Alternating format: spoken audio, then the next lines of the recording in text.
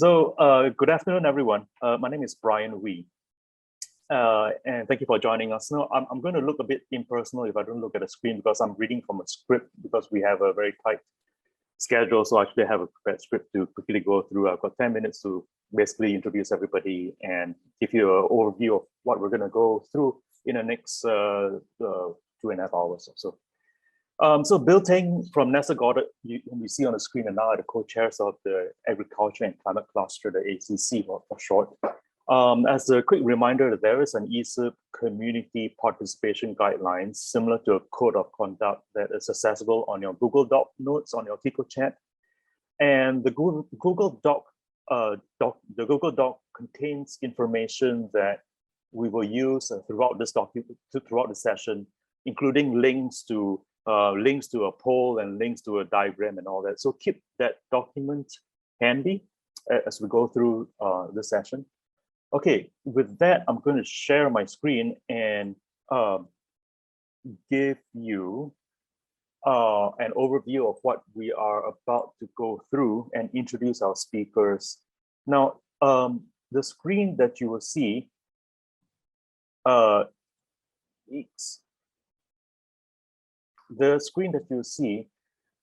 it's pretty large, and so you can actually, if you look at the Google Doc, there is actually a live link so that you can actually look at the screen yourself. But for now, maybe just look at my screen. If you cannot see parts of my screen, you have always the option of reverting to your own screen via the link. Right.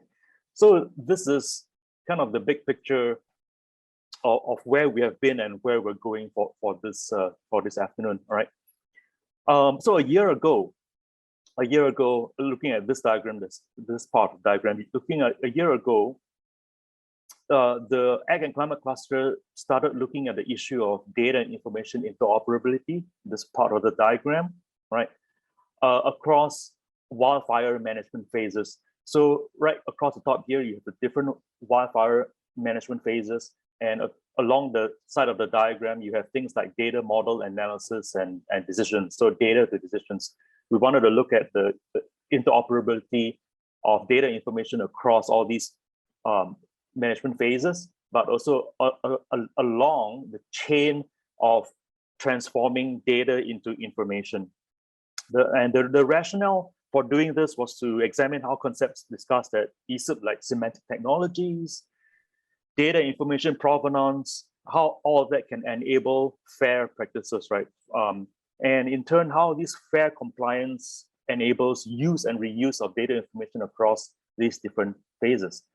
So at that time, 1 year ago, roughly a year ago, 7 months ago, we invited stakeholders like Wildland Fire Administrator Dave Zeta from Boulder, Colorado, USDA's Everett Hinckley, and today we have Jenny Biggs from the Moore Foundation and Fire Chief Dave Whitaker to tell us about how they, as stakeholders, right, meaning this part of the diagram here, how they, as stakeholders, have needs that can be satisfied by the ESIP community, right? So these needs that they come with can be thought of as functional requirements. They have needs that we can translate into functional requirements that can be further translated into how you physically implement these requirements.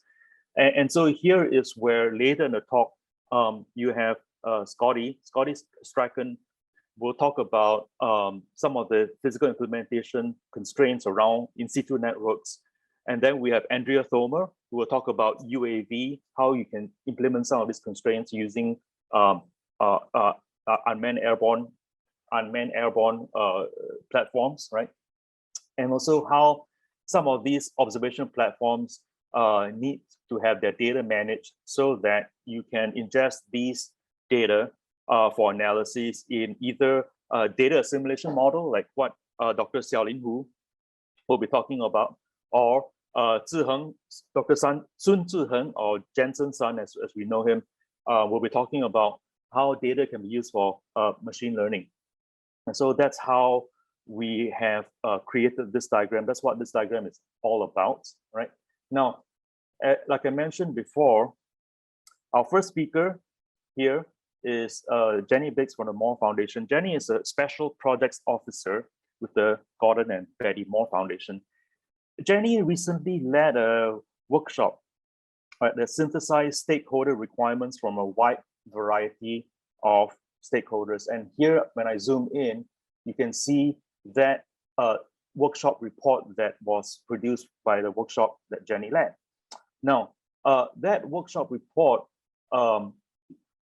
essentially summarized their findings in 5 priorities / recommendations, 5 of which I display here on the screen.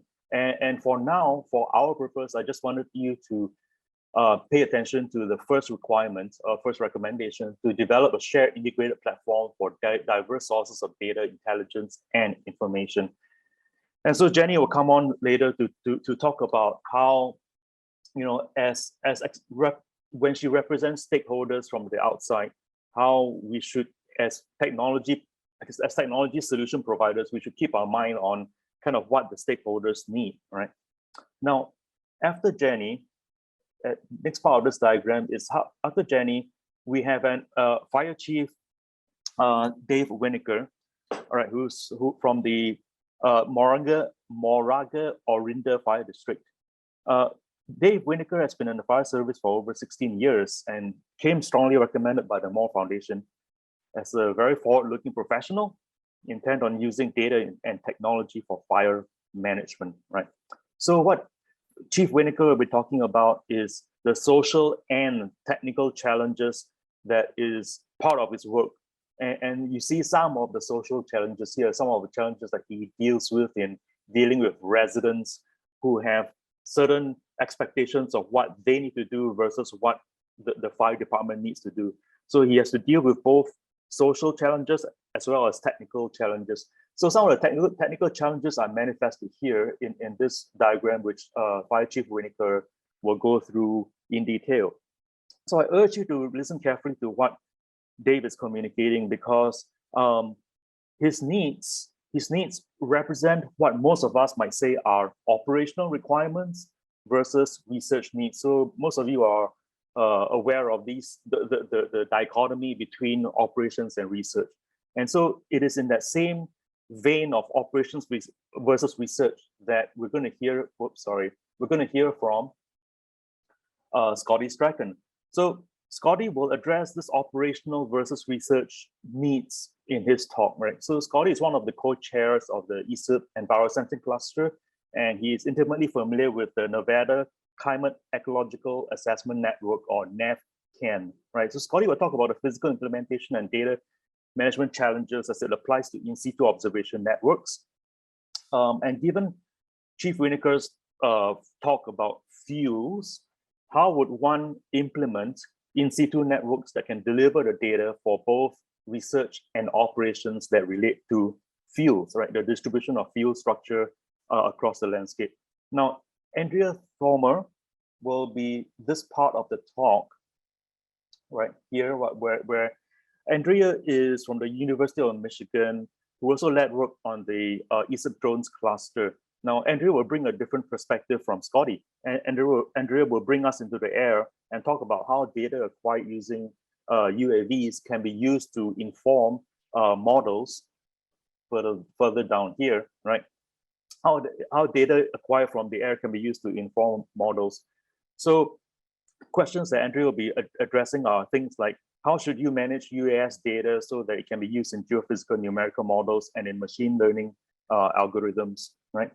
And so speaking of machine learning algorithms and geophysical models, now, as you can see from the diagram here, regardless of whether you're generating the data from in-situ networks or UAS or from airborne platforms, right?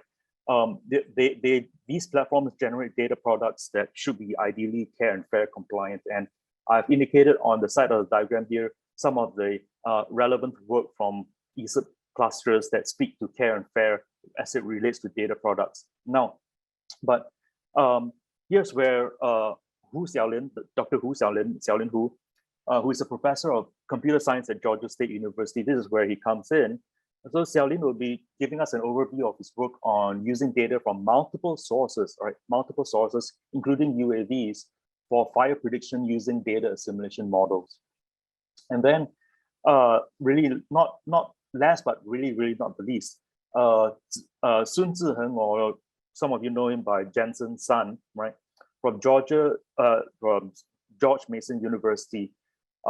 He, as chair of the machine learning cluster, will share with us a different perspective of data that is ingested into machine learning models. There are constraints and limitations on what machine learning can be used for, and Jensen will give us an overview of what those constraints are. So in short, this is what the talk is about, and I'm right at my limit of my talk. So I will end here and say that as you look at this diagram, the next part of what I'm about to ask you to do is to look at this diagram, which you can get to by yourself if you wanted to. And I'm going to ask you to indicate what you think your own work or your cluster's work, how do you think that relates to what you see here in the diagram? And if you excuse me, I will stop sharing my screen, and I will provide the link to the Kiko chat, by which you can provide your answers as to how you feel your own work is relevant to what you see on the screen. Now,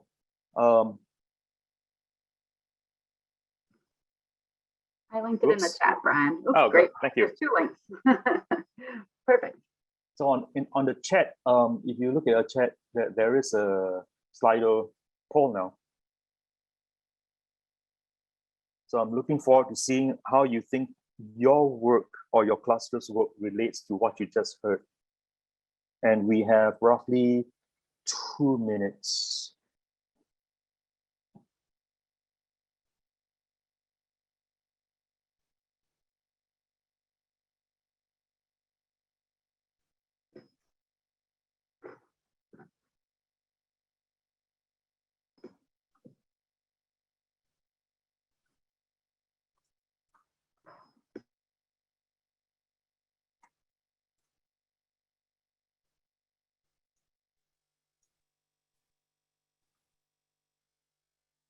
While everybody is filling on that Slido, maybe we can get our next speakers up and ready.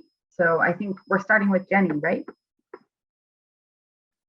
I'm ready. Can you all hear me? Wonderful. Sound check? Yes. All good? Okay.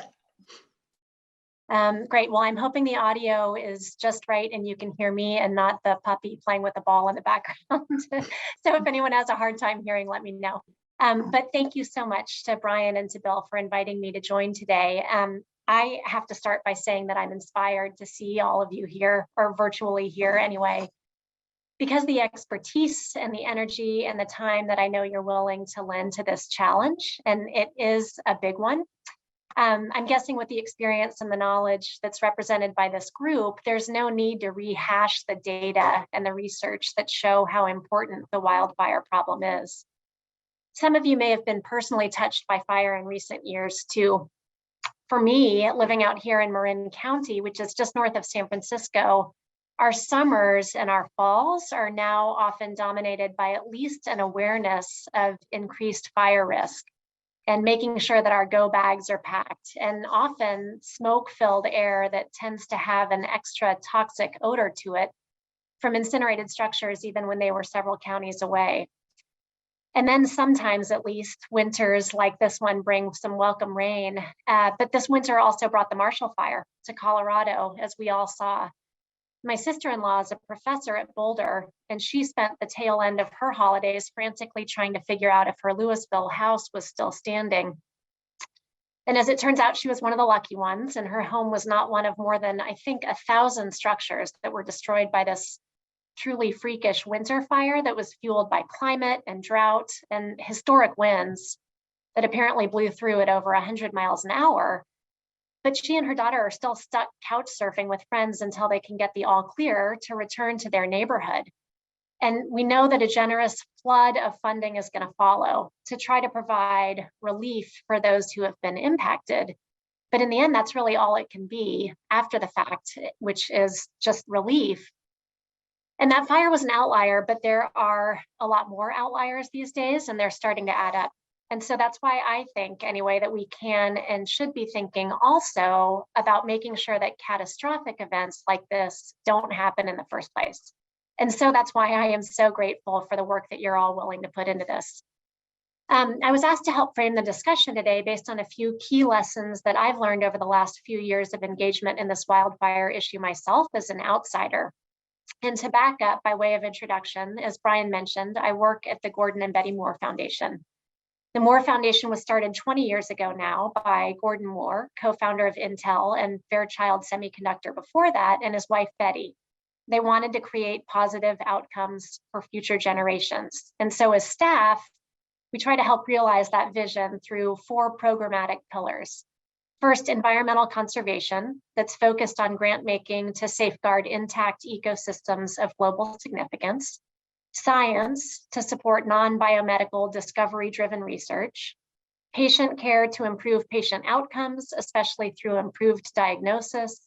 And the San Francisco Bay Area to enhance the quality of life here locally.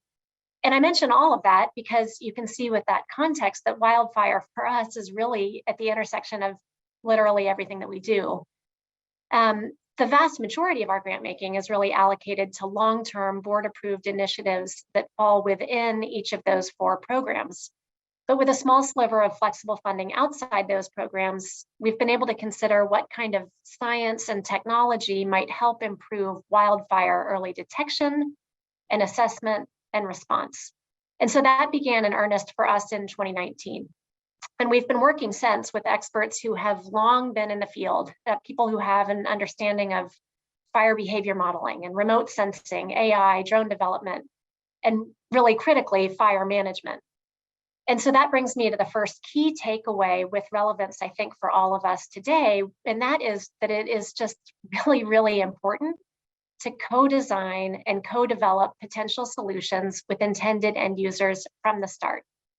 They will provide an irreplaceable reality check and be able to test and shape ideas based on experience and perspectives that just can't be substituted. And in that same light, it's also really important to engage the communities who are the intended beneficiaries early on.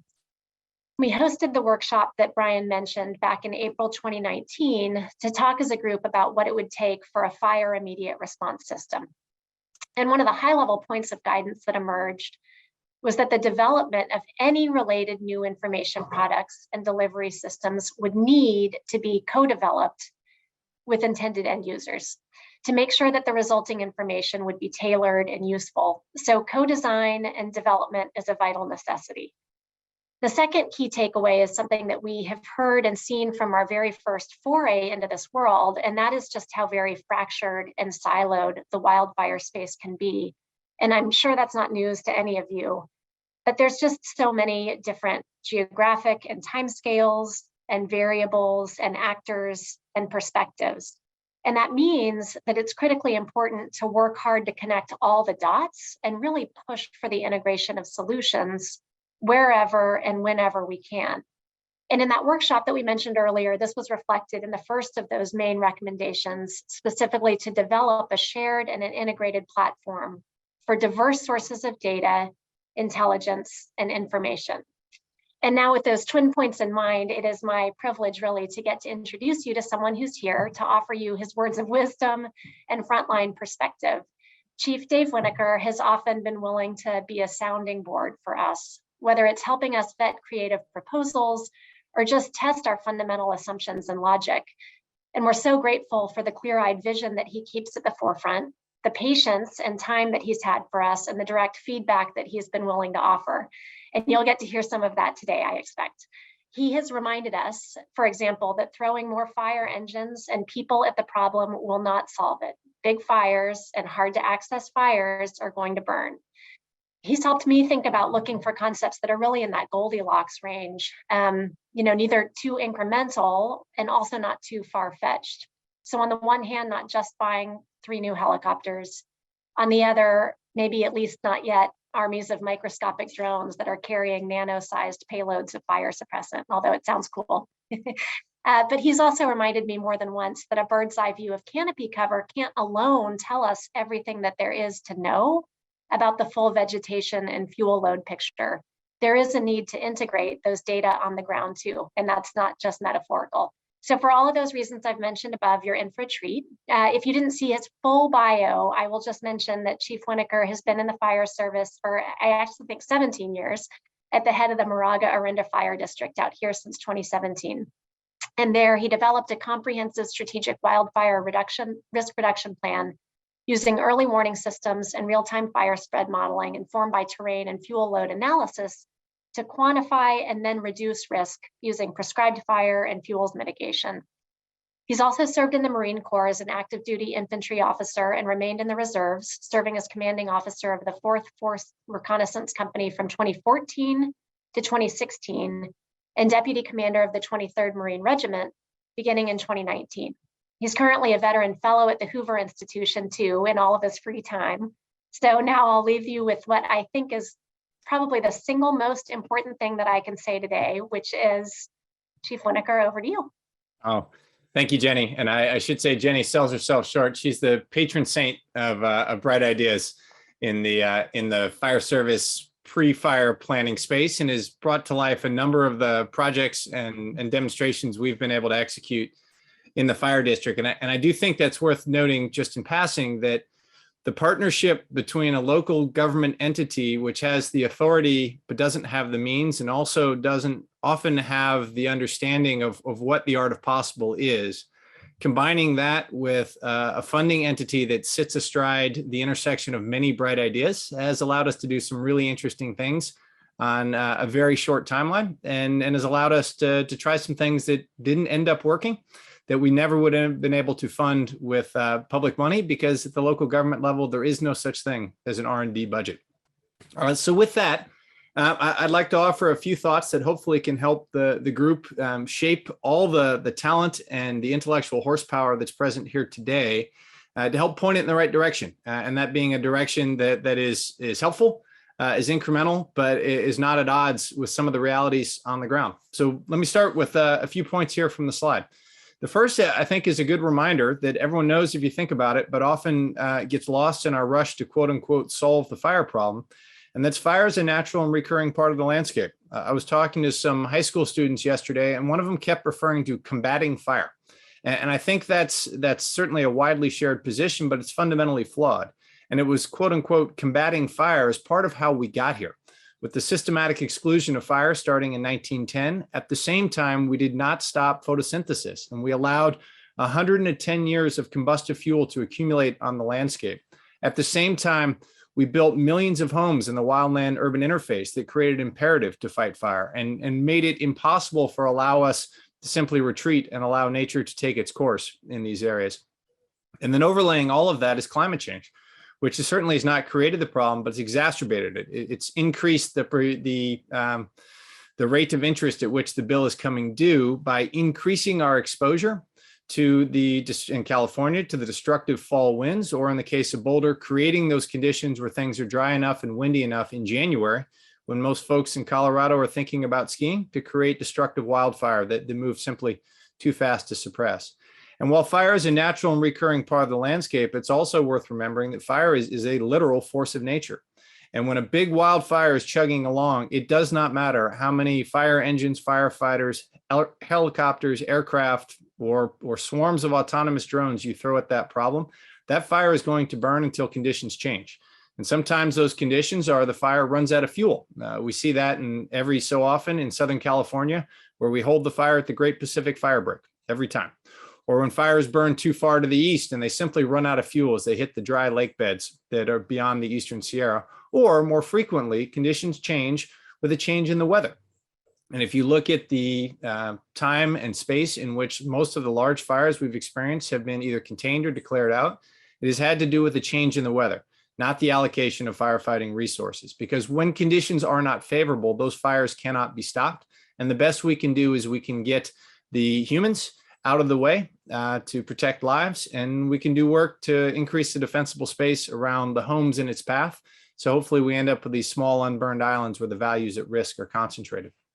The second thing I would ask everyone to keep in mind is that the practitioners, and there are quite a few practitioners in this space, some of whom have spent a lifetime honing their skills, they're very invested in what they know.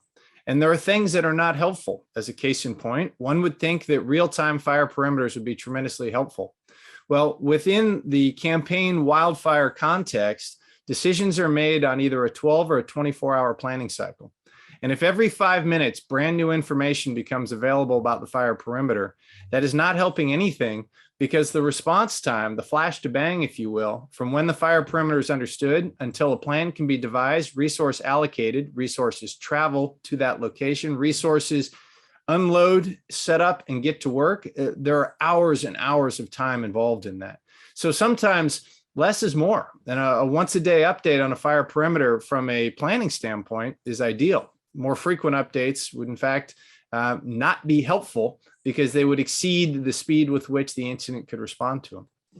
The next is that the residents, the humans who have a vote in all of this, they're very invested in what they know. And if you look at the mosaic, the ownership mosaic in the landscape of any of the areas we're talking about, well, necessarily we are most worried about the fuel patterns and the combustive vegetation that are in closest proximity to population areas. And the ownership mosaic gets really complicated in those spaces. And there's lots of small private holdings that need to be included in whatever proposals we come up with. And the residents, the owners of those holdings, and particularly when we talk about small private holdings that are primarily used for residential purposes, they get a vote too. And they usually have a very strongly held opinion. And I cannot tell you how often I've heard, well, I didn't have to do this before, or I've never done this before, or what's changed. And that's a little bit head scratching in the current environment, where everyone seems to think that many things have changed in the wildfire space. But to the resident who wants to know why they have to change the way they landscape their yard, it is unclear exactly what's changed, and it's unclear why they should have to do anything different. Then the other piece I would just point out on that same vein is that we need to be pragmatic about our decisions, and our recommendations need to have both macro and micro buy-in. So we need to look at where we site fuel breaks and large scale, typically government run mega projects. But we also need to understand how those projects interface with the work that's done on small private parcels. So we need to create big fuel breaks. And then in immediate proximity to those fuel breaks, we need to focus our efforts to encourage small parcelable defensible space and home hardening, so that we thicken the line, if you will. And so think of it from the military concept of defense in depth. Because a defense, a fixed fortified position, a Maginot line, if you will, it will not stop the enemy. In this case, it will not stop the fire. It will simply slow the fire. And what we do with the time that is bought by the slowing of fire is critical. Therefore, the placing of those fortifications are very important, and they must be observed so that as a fire hits the area where we have modified the fuels to create our fuel breaks, one, we must be aware of it. Two, we must have the ability to respond firefighting resources to that area to take advantage of the slowing of the fire spread that's occurred by that pre-fire modification. And at the same time, we must be able to execute a thoughtful downstream evacuation of the residents who are in the fire's path. And if we have done defensible space and home hardening, we buy more time, because now those small private parcels become extensions of our fuel break, and those hardened homes become non-combustible islands that the fire then burns around. And anytime fire burns around something, let's be clear, at this scale, fire behaves like a liquid, and it will find the gaps. But in finding the gaps, it becomes canalized and slowed. And that buys more time to aggregate the effective firefighting response and to evacuate residents. And when all those are taken in conjunction, that starts to feel like a comprehensive approach that can generate community buy-in, can demonstrate positive outcomes for the community, not just from a fire and life safety standpoint, because I would argue that in any given year, the average Californian is tremendously unlikely to directly experience wildfire loss. However, there is something associated with wildfire that occurs on an annual basis, and that's homeowners insurance. And if we can align all of these in a way that economic incentives and positive economic outcomes are aligned with fire and life safety, we now start to see something that looks and feels like a comprehensive solution. And it becomes much easier in the salesmanship side of this, of convincing that local resident that this is their best interest. And I think those things start to reveal themselves when we have a comprehensive plan. And when we're using all the technology and the brain power and intelligence and experience and wisdom that are gathered on calls like this one to come up with a comprehensive plan that includes not only fuel breaks at the macro scale, but enhanced home hardening and defensible space work at the micro scale done in a complementary manner. And the last thing I would say on that, with just to consider the full scope of this, is we're worried about fire and life safety and we're worried about the protection of homes and property. And we often use homes as a surrogate for life. But we also should consider evacuation routes, which are the direct, represent an opportunity for direct benefit to lives while they are evacuating. And not only that, when we harden evacuation routes and we do fuel break and defensible space work along the roadside, one, it's highly visible. It becomes a very effective way to communicate to the members of the community and the residents that work is being done in this area. But it also comes with a number of pragmatic advantages. One, the roadway is already a fire break as opposed to a fuel break. And the environmental damage and all of the other things has already been done. We've already paid that price. And any work that's done on the shoulder of a road builds upon the existing 18 to 30 some odd feet of either asphalt or unimproved surface where fire will not burn. And so we see amplifying impacts, and we also see reduced barriers to the project, such as it is easier to access the area, it is easier to gain environmental approvals, there are less likely to be special status species of flora and fauna along the roadside. And then the last thing I would say is as we do our work and as we come up with ideas, I would just ask, remember to first do no harm. And that when bright ideas are offered up, I think an easy example is in the unmanned aircraft space. Every time an unmanned aircraft enters the airspace, it has a negative and quantifiable impact on manned aircraft operating in that area. And so we need to think through what impact is our idea and is our proposed solution going to have on the status quo. Because the solution, while innovative and potentially very beneficial, it's going to take time to gain acceptance. And in that time, while it's gaining acceptance, we're going to continue to be forced to rely on legacy systems. And we need to ensure anything we are proposing is not coming at direct cost to or in conflict with the existing systems that we rely on, because at least from my perspective in the practitioner space, we don't have the option of saying, oh, gee, that didn't work when a fire is bearing down. We're under very real pressure from both the residents, politically, so forth, to put the fire out and put it out now. And is at our peril that we deviate from what is known and what can be explained because it is understood by others. Next slide, please. So here's my thoughts about what's needed. So first, we need accurate understory fuel models. A lot of the work in the fire simulation and estimation space, it comes out of the Great Basin and is focused on conifer forests and has a real focus on the canopy. Fires burn on the ground too. And in the Mediterranean counties of California, in the oak savanna, fire predominantly burns on the ground. And when we focus on canopy to canopy transmission of fire, well, we ignore a lot of where we see fire burning on a regular basis. We also ignore the part of the fuel mitigation that's most accessible. Cutting down trees in California is hard. It's expensive. It comes with an awful lot of pushback from community and regulatory oversight. And it's not necessarily very helpful because when you cut down a tree, you allow more sunlight to reach the forest floor. You encourage more growth of ground fuels and shrubs. On the other hand, a shaded fuel break where we're leaving the healthy tree canopy intact, we are clearing out ground fuels, we are lifting the base canopy height, and we're setting the stage for future low intensity controlled fire as a maintenance measure. That's tremendously beneficial. But to quantify the benefit of that and to understanding where fire will move through that landscape, we need to have an accurate understanding of the ground fuel layer. Often a ground fuel layer that's screened from satellite or other aerial collection by the existing canopy. When we make our fuel break recommendations, hopefully based on accurate ground fuel modeling, obviously there's terrain, weather, and fuel. Those are the only things that contribute to fire spread, and we need to consider them to identify the areas where we're most likely to see the highest intensity fire and the most threat to values at risk.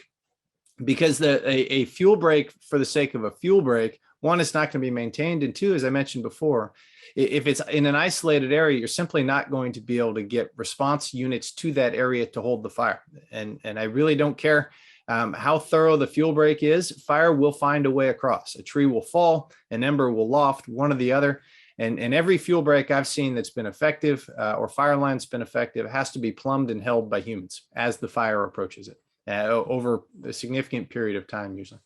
We also need to consider the land use and the ownership. If there is an area that is owned by a preserve or is home to special status species or any of those other things, it doesn't matter how useful it would be to create a fuel break through that area. There will not be a fuel break through there. The single scope regulatory agencies and single scope conservation districts and easements and so forth, they are wildly unimpressed by our need for fuel breaks.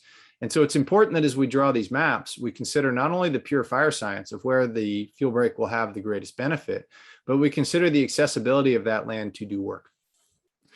With that, the environmental regulatory considerations, we've executed a number of state-funded fuel breaks to the tune of a little over $10 million here over the last several years in the fire district. And there are work units that are completely off limits because they are home to the Alameda whipsnake. And Alameda whipsnake habitat happens to be mature coyote brush, which is a thing we are very concerned about from a fire spread standpoint.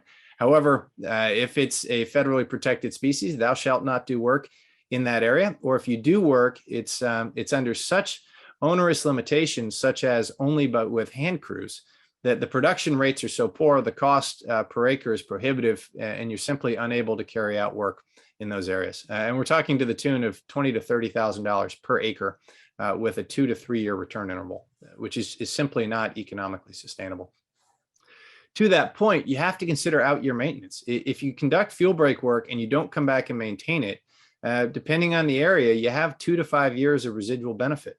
And so it's important that as we come up with these recommendations, we consider the long-term effects of what's the prescription for maintaining this. Now, the initial entry is usually much more expensive than the return entry, as long as that return entry occurs within a specified period of time.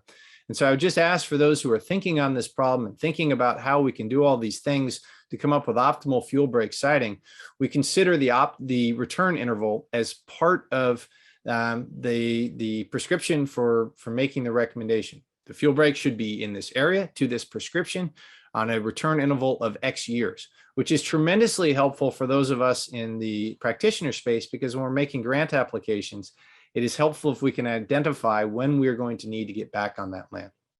And as I mentioned before, identifying those downstream small parcel synergies. If there are areas immediately downwind, downstream, downfire, if you will, from where the fuel break is being done, that's an area that local government or state government can focus outreach, education, enforcement to ensure that those small parcels are compliant with the fire code to thicken the line and increase the benefit of the fuel break. Quite simply, if those areas have not been hardened and defensible space has not been created, the firefighting resources that we would send to hold the fuel break will be diverted to protect those homes, which then allows the fire to spread on a much larger scale. And then I would also offer this needs to be regularly updated to the point about insurance and about building community buy-in. When work is completed, we should be able to articulate the benefit of that work. And as you see in those diagrams on the right, those are areas where we showed simulated fire spread. And then we went back and we showed the benefit of having done fuel reduction work in those areas. And then we reran those models to show that there would be less fire spread, fewer homes at risk if this work was done. And that was a tremendously beneficial way to build community buy-in. And then lastly, I would say whatever methodology is developed in this space will have an application in the firefighting space. As we fight fire, we should be using these same tools, these same planning methods to determine where we put our containment lines, because those containment lines remain after the fire is gone. And those containment lines now set the stage to form fuel breaks around the community in advance of the next fire. And next and last slide, please. So I just offer this as a graphic example. On the top left there, here's work we did along the North Orinda Shaded Fuel Break with state funding. We were able to get masticators in to mature coyote brush. It took a environmental monitor per masticator to ensure that we were not grinding up snakes or other special status species. And on the right is the prescribed fire that was required 1 year later, as that brush starts to sprout back from the up to 12-foot root system and the incredibly resilient the environment or species that is coyote brush. we had to come back and burn it, and we have had to burn it every year since. And we think it's going to take 5 years of return fire to that landscape to convert it back to native grasses. So just to give an idea of the long view we need to take, because the work we did on the left was great and it looked amazing right until the new stuff sprung back. And in the absence of a return, that work would have had zero value by the 3rd year. With that, I really appreciate the opportunity, and I'm grateful for this collection of tremendously talented and smart people working on the problem. We can use the help, and we look forward to taking your recommendations and your ideas and finding opportunities to put them into service in the field. Thank you.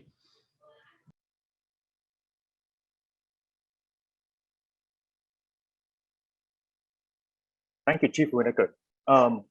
So, Dave Whitaker, we have questions, 2 very probing questions for you from Dave Jones. And also, we have another question about engagement with tribal entities on traditional ecological knowledge from Omid. But we have online Scotty Strachan due to go next. So I was wondering, Dave, those questions might be a little bit hard to address over chat, but if you wouldn't mind looking into those questions, and we will fire Scotty Strachan off next. Scotty, are you ready? Sure, I'll go ahead and get the sharing started here. Okay, can you hear me? Yes. All right. Yep. Got it. All right. Well, hi, everybody. I'm Scotty Strachan. I'm representing the ESIP Enviro Sensing cluster. This is a cluster that's been in existence for almost 10 years now, and we've spent an awful lot of time on the revolution of the Internet of Things and the Internet of Wild Things as we start to instrument the wilderness. I really appreciate Brian, Bill, Jenny, Dave, and the rest for inviting us into this wildfire conversation, because we feel that there's a lot of applicability between what our cluster has been wrestling with in terms of technology and practice and the wildfire problem. However, the wildfire problem, as you just heard from Dave in the wildland-urban interface, is extremely complex, and a lot more complex than the typical science-driven work that we are used to as we pursue various ecology, hydrology, and climate-related questions. This is something that requires a much faster turnaround of data, a much more interaction with devices in the field, and a lot of flexibility when it comes to the data streams and technology deployments. And so what I'm going to do here is I'm just going to hit some of the very high points that have really come to the surface as we've engaged with this conversation, and say, what are some of the main thrusts of environmental sensing, terrestrial-based environmental sensing, that we need to think about when we say, what is the contribution this part of the field can make to the wildfire problem? So specifically, I'm going to go all the way back and say, how can current science legacy, this goes back to legacy systems, Dave just mentioned legacy systems, science-driven sensor missions that are already out there or that are currently in a state of evolution, which are appropriate for wildfire detection, response, mitigation, or other monitoring missions. Well, as we heard from Dave, this is a multidimensional problem. And in the terrestrial sensing space, this is no different. The data sources are many, the data workflows are many. There's this need for data fusion. We need to identify what are the data sinks, who needs the data and how does it need to be presented?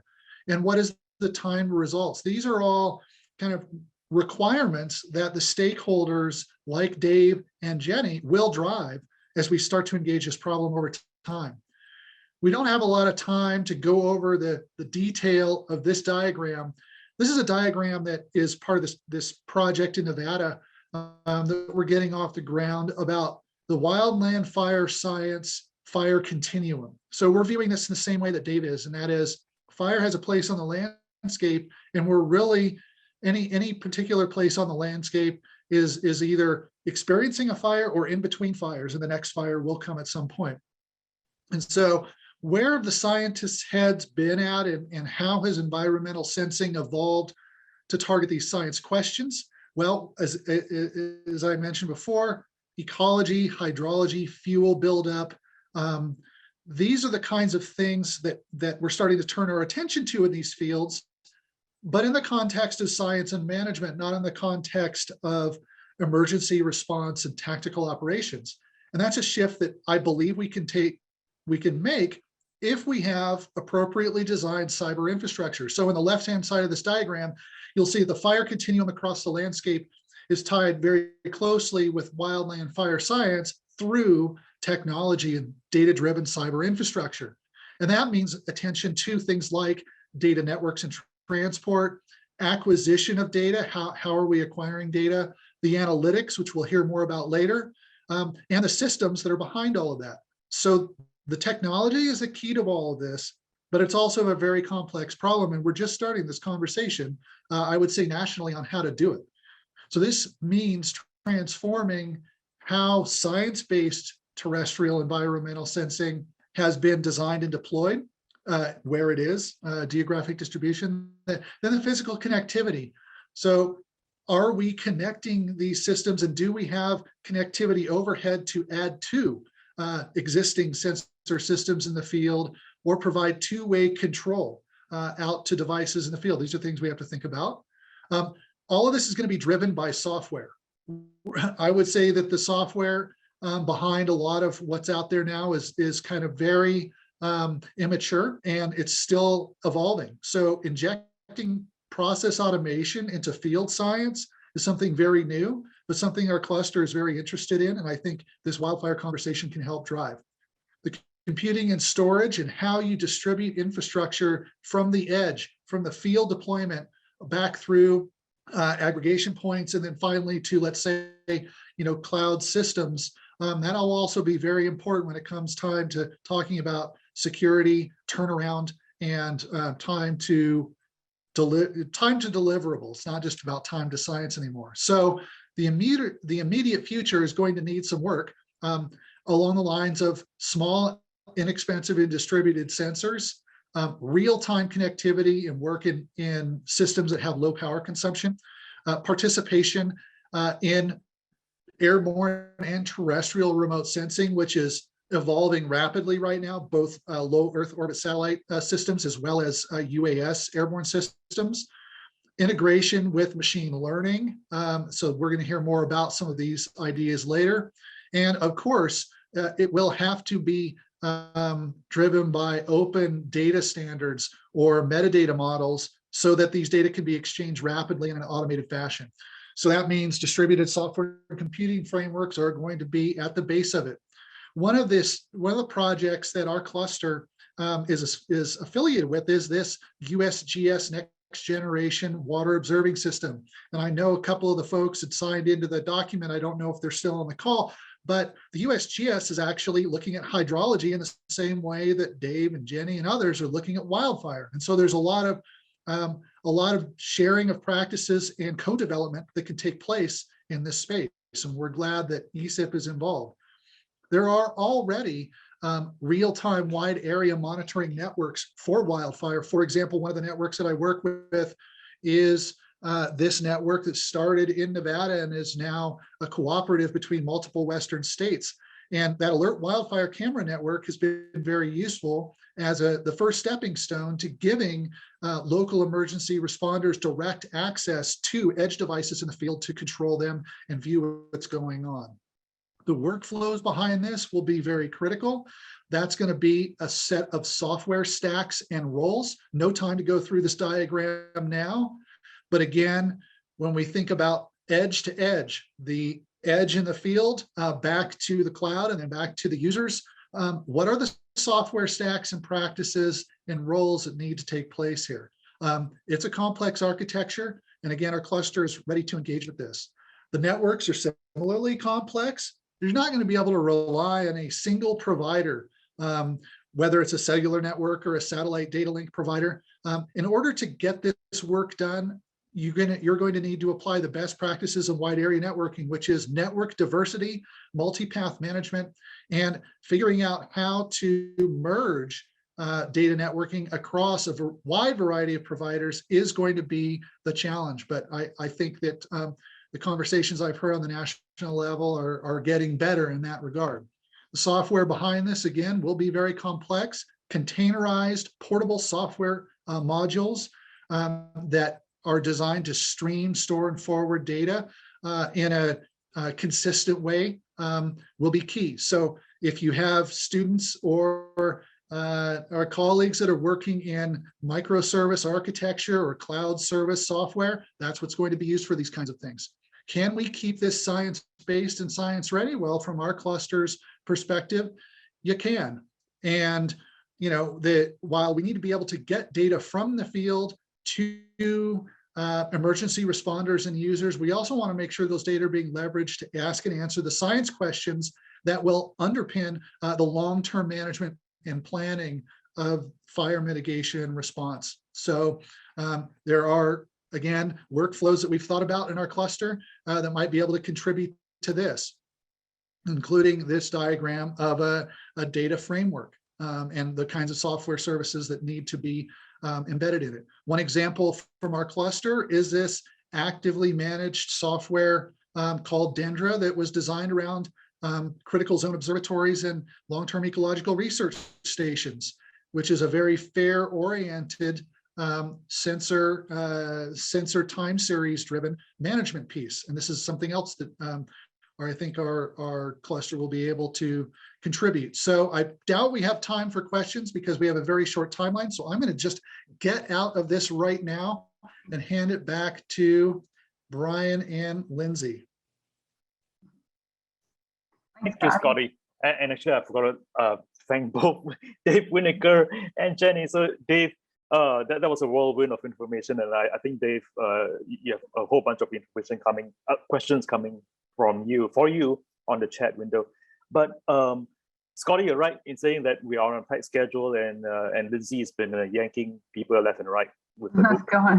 Yeah, I think maybe just to bridge a little bit, just to give everybody a sense, you can probably see in the agenda, but we are going to have 2 breakout discussion sessions, so we can really dig deep into what Scotty, the connections, the overlap of what Scotty and Chief Whitaker and Jenny have talked about with the enviro sensing and data fusion. And then our next speaker, Andrea, is going to be, Thomer is going to be discussing UAS and UAS data and ingestion there. And that's going to be our second breakout session. So we're going to have hopefully a lot of time to dive deep into these 2 pieces and discuss more. So great. And Andrea, I think quick question, Andrea, would you do you want me to run your slides for you, or would you rather run the slides yourself? I can just share my screen. Yeah, you should have those permissions. So I believe. Yeah, wonderful. Thanks, Andrea. Let me change one thing to make sure I don't get text notifications in the middle of this. Okay, great. Hi, everybody. So I'm Andrea Thomer. I'm an assistant professor of information at the University of Michigan School of Information. And I've been involved in ESIP and for ages. I was a community fellow years back. Today I'm talking about work that I did largely with Lindsay Barbieri and Jane Wingard. I really want to give them credit for this with the drone cluster. Developing what we're calling like a minimum information framework to support integrative reuse of data collected with drones. So after watching Scotty's talk, I got really excited because Scotty was talking about how we need metadata and curation standards in order to facilitate basically integrative reuse of data collected with sensors or basically any kind of data. Our goal with creating this was to create a framework to support making those standards basically. So a little, this is not advancing. Wait, there we go. Just a little bit of background. First of all, I want to say that this was an ESIP lab project that finished up in 2018. And we started this to basically answer a couple of SUAS scientific data challenges. Facing people wanting to reuse data collected with drones or these small uncrewed aerial systems. I want to emphasize the small here. It's not like the 747 size, like, drones that they fly into storms with like NCAR or something like that. It's these smaller ones that are sometimes even used by hobbyists and that you can kind of build by yourself for your independent work.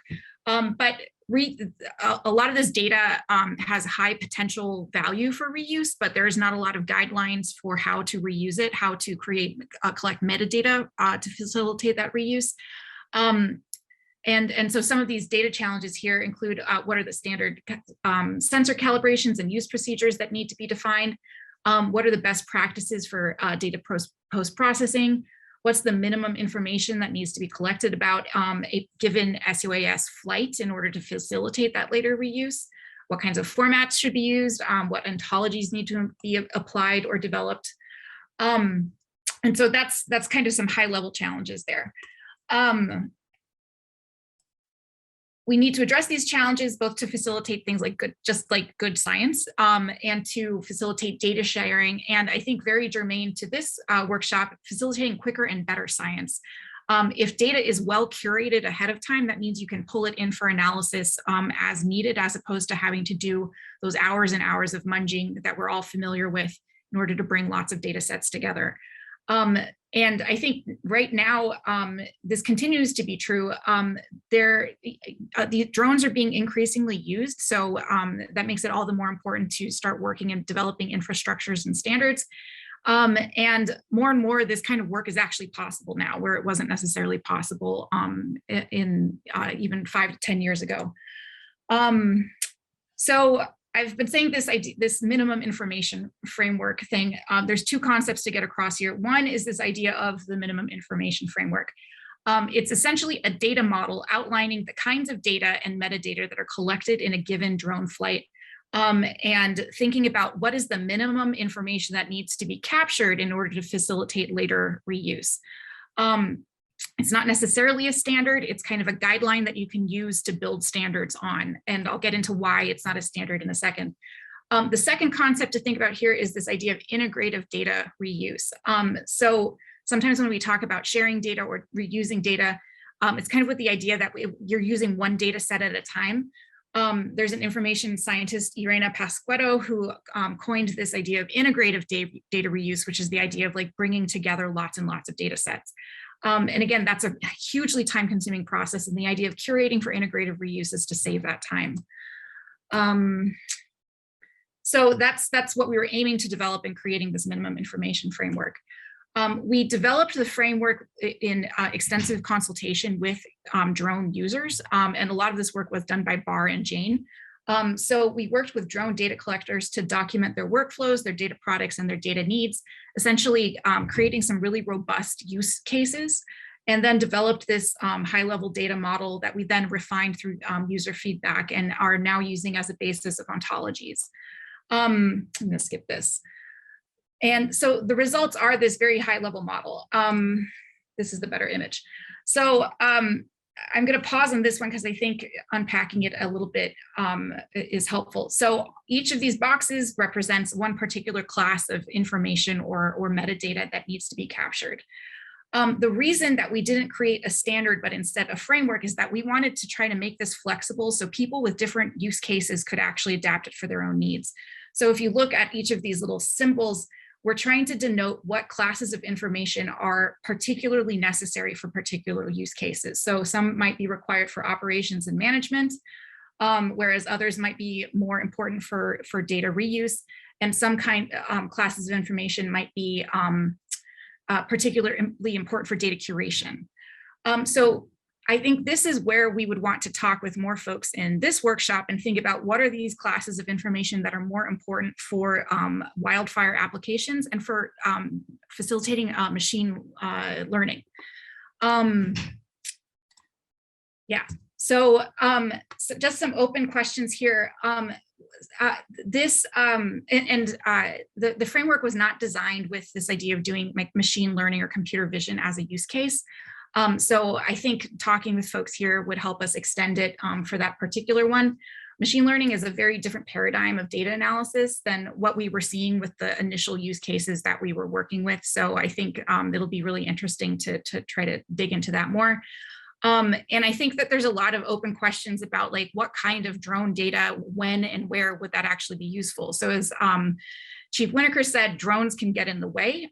So I think some discussion of like, would this be working with archival data or sending drones out like before larger planes get in the way, thinking about when and where SUAS are actually appropriate.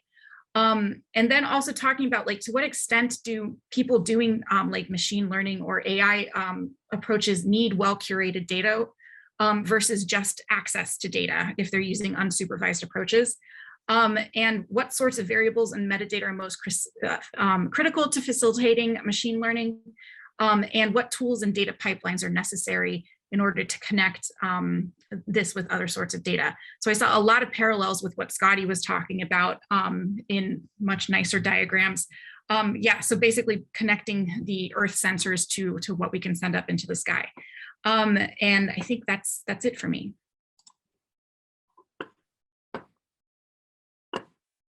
Andrea, thank you.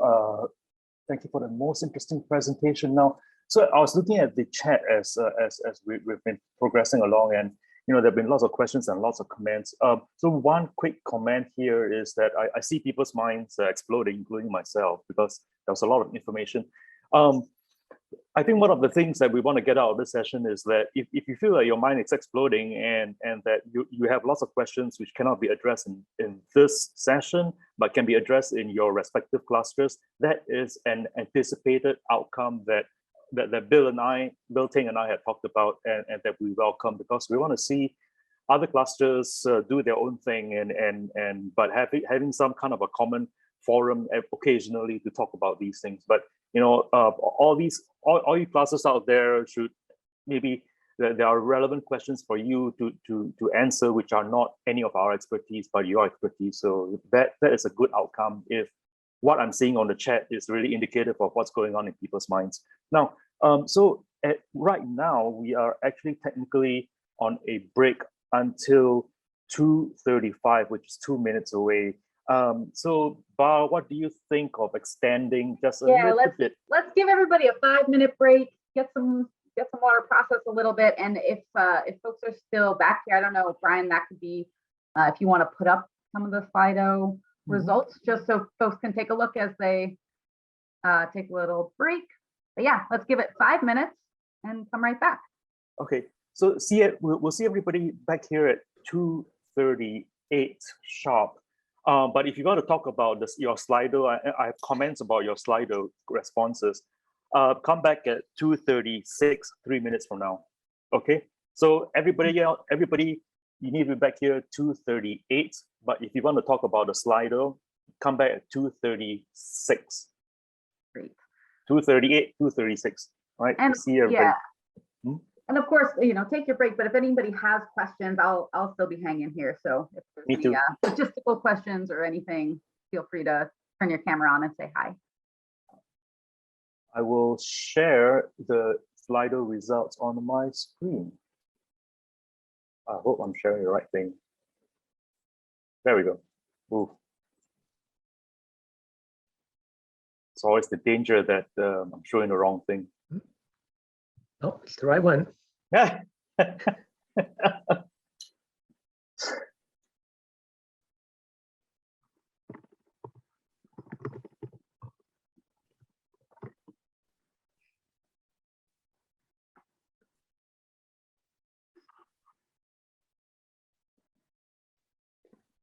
Ryan, is this the entire list?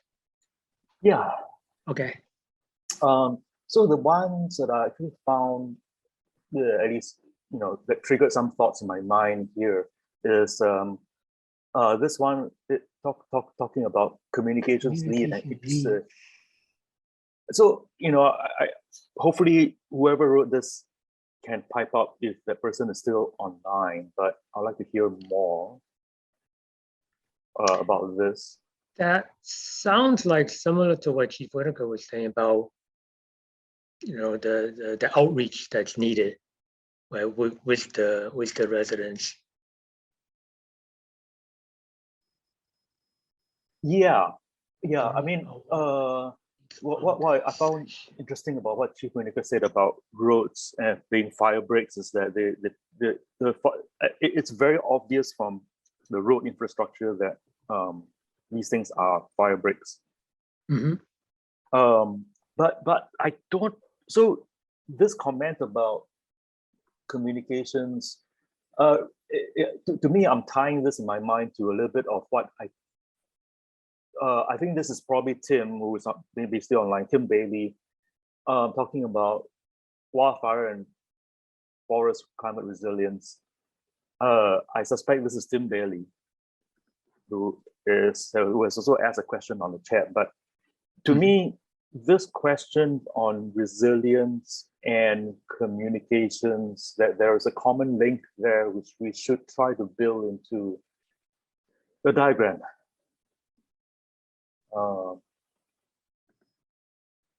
So hi, Brian. This is Jennifer Brennan. I am actually the person who provided the comment about being a communications lead and was really interested in learning. Yeah, I'm sorry if you if you were asking about that. I was, I'm working from home and I was distracted for a brief moment here, but mainly I was very interested to know from the chief whether or not there is a desire to, within the wildland fire community to incorporate more remotely sensed, low latency, active fire and thermal anomaly data into the wildland fire management process. So that's kind of what my comment was getting to without stating that out loud, because there are, of course, several NASA near real-time active fire capabilities that could be very instrumental. For example, FIRMS and also the US-Canada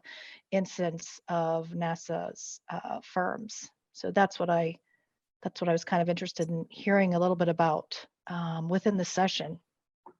Jennifer, you mentioned FIRMS. I'm not familiar with that acronym. Yeah, so FIRMS, I will actually put a link in here for you, is part of NASA's land atmosphere near real-time capability for EOS, and it makes use of both MODIS and VIIRS near real-time active fire and thermal anomaly data, which is available within 3 to 4 hours of satellite acquisition. So let me just get the link in there. And there's also there's a partnership with the US Forest Service and NASA to create a US-Canada specific instance. So let me put a link in here. You can sign up to receive near real-time alerts for your geographic region of interest. Let me just put this in here for you. And in addition, we have held some webinars. I don't know if you know Diane Davies. She's the operation manager for FIRM. She's located in England, so I don't think she's in the ESIP meeting, but I'm sure many people on the call are familiar with her. But yeah, so there's some tutorials online to learn more about both FIRMS and also the US-Canada instance. We have an article on Earth Data, which really, provides a nice summary about the capabilities. I don't know if that is of interest, and I certainly don't want to overstep here or take up time that needs to be spent elsewhere.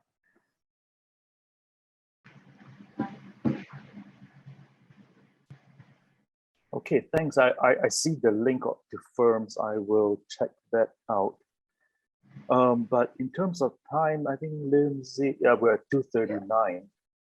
So I guess. So yeah, what I was going to say is, I think these are, Dave is actually answering also in the chat. I think these are really great sort of connections and discussions to keep having. And again, we'll get some, hopefully a good long chunk of time to discuss these different pieces within our breakout sessions as well. But maybe at this moment, just to make sure we kind of give time to our next presenters. Our next two presenters are going to sort of go even like next step into sort of data integration and data fusion with both drone data for prediction, which is Shaolin. So great, pulling up your presentation already. So yeah, so we're going to hear a little bit deeper on the UAS side, and then on the machine learning side in the second presentation, and then we'll go into our breakout groups. So for now, let's turn it over to Professor Shaolin. Thank you. Thank you. So the presentation of my topic, the topic of my presentation is wildland fire simulation and data assimilation using US data. My name is Shaolin Hu from Georgia State University, Computer Science Department. And this project has been supported by the USDA and also NSF.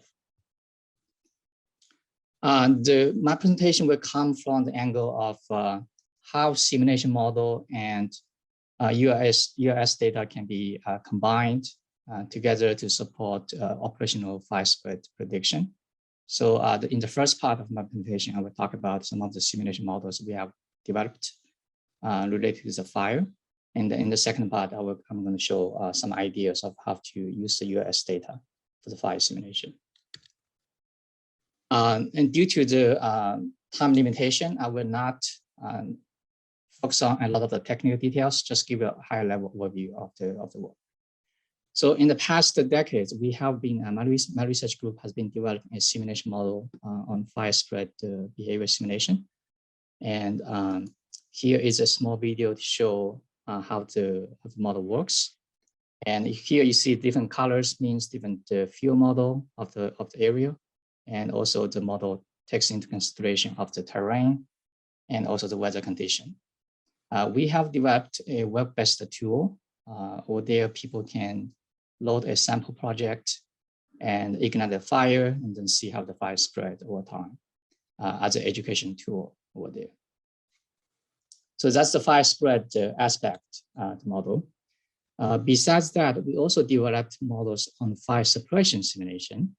As shown over here, there are different suppression tacticals, like a direct attack, parallel attack, indirect attack. Multiple teams can also work on try to suppress the same fire. So the indirect attack will use existing fire, like a field breaks, as Chief Whitaker was talking about. Here is a video, which is the same exact scenario of the previous slide. In the beginning, the fire was ignited. And then after some time, 2 teams of fire suppression firefighters were deployed.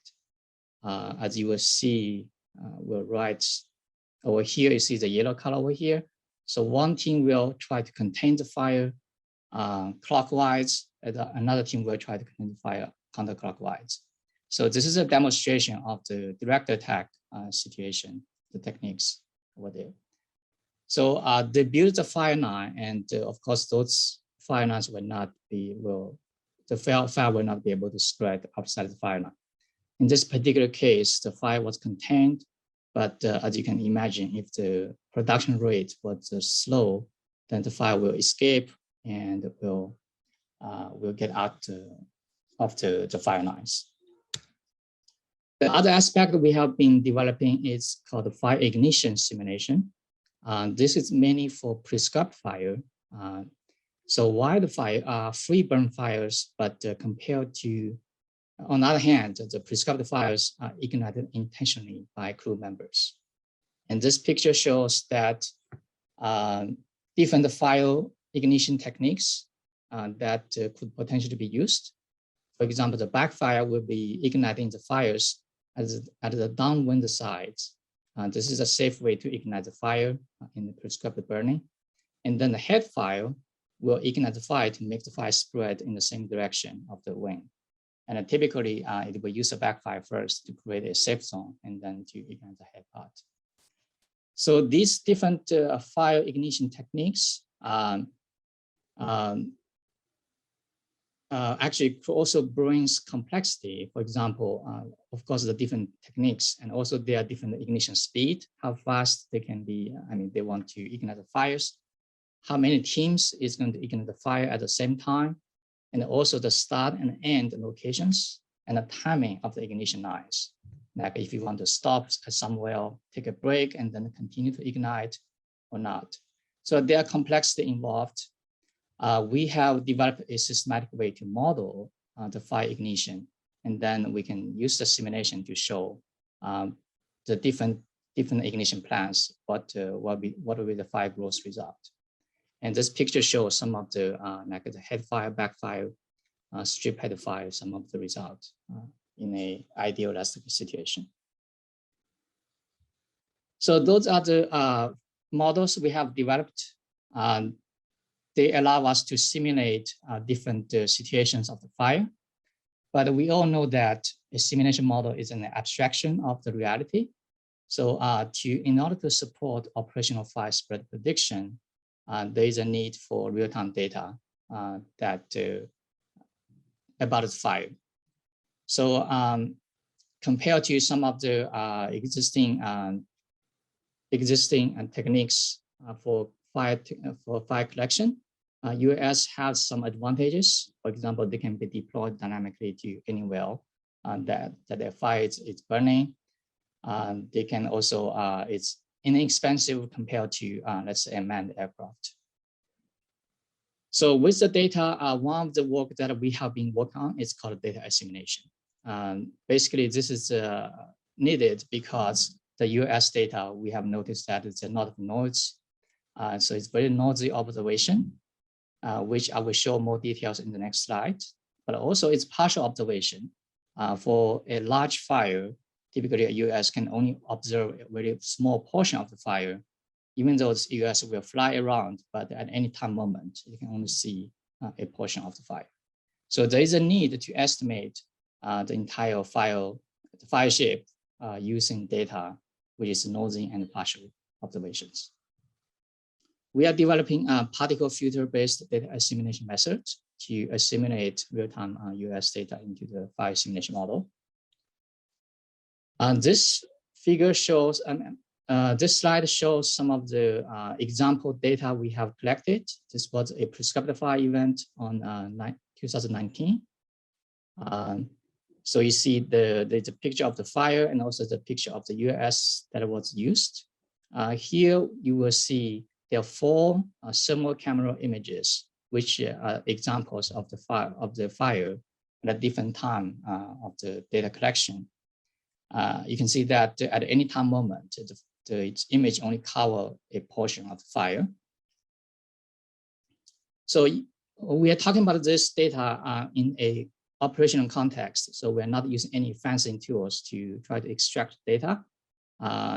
We extract the fire location based on the US real-time position and the height, and also the thermal camera angle, as well as the fire location within the thermal image. And here is a video to show the data that we display the data over time to show that how when the US fly around, what data we collect. As you can see, there's a lot of noise, especially on the northeast direction, probably because the thermal camera angle was not correct that we used when we try to extract the location of the fire. So the idea of data assimilation is to combine the simulation model, which is a model that captures the mechanisms of how the fire spread, and also the data, which are observations of the fire spreading. So data assimilation typically is carried out like in a sequential basis, like every 30 minutes or every 1 hour, you get new data. Then you do a data assimilation, you get a new estimation of the fire location. And then you use that information to predict how the fire is going to spread in the next hour. So this is very similar to what the weather forecast is doing, is to assimilate the data into the model in a sequential basis. This is the last slide, which shows that how the simulation model we have developed, the simulation result compares the real fire data, the fire location, which was extracted from the US data. This was from the same fire event that I was showing before, but we're using post-processing, which was not real-time processing. We were able to construct 3 maps of the fire location at the different loops of the US flight. So we started the simulation from loop 2 of the map, and then we run the simulation, and then we compare the result with the loop 3 map and loop 4 map. The result shows that the simulation was able to simulate the overall growth of the fire. We have to incorporate the fire ignition process because that was a prescribed fire. The fire was growing in the same time the fire was ignited by the fire. So fire ignition process can significantly impact fire behavior. With that, I will stop here and we will be very happy to talk to you anyone who has any questions in the discussion sections. And Xiaolin, thanks for the presentation. You have 2 questions in the chat. Could you look at those questions? We need to move on very quickly. To Jensen, Ziheng, Sun Ziheng, Jensen's son. And Ziheng, are you on? Yes. There you are. Okay, so would you like me to run your slides for you, Ziheng, or would you like to do it yourself? I can do it myself, I think. Okay.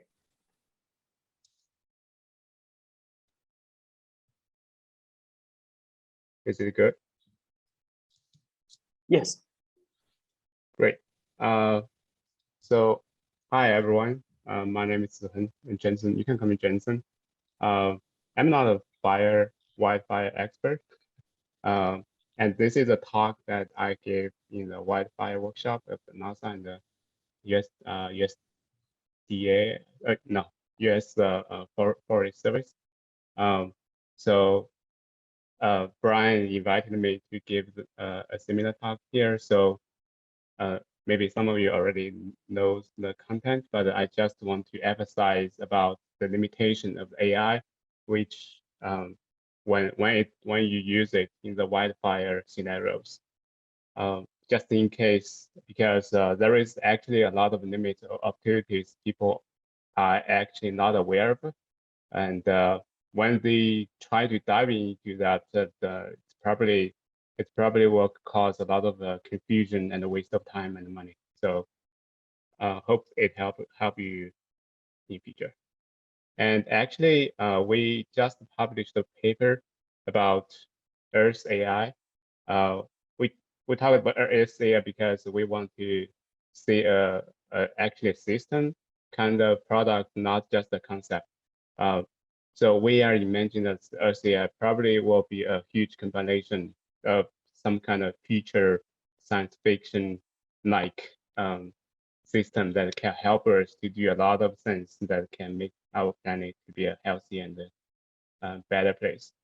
And especially protect us from the geohazards like the wildfire. It has a subsection about the wildfire too, but it's very brief there. It's just to talk about the existing research and didn't get into it because we didn't see, we actually see some very interesting applications, but most of them are still subject to the limits. So let's get into that. Probably people have heard a lot about AI and machine learning in recent years, but maybe you haven't think through about the boundary. So where is the boundary? Actually, the AI is not kind of like magic tool. It has a lot of limitations.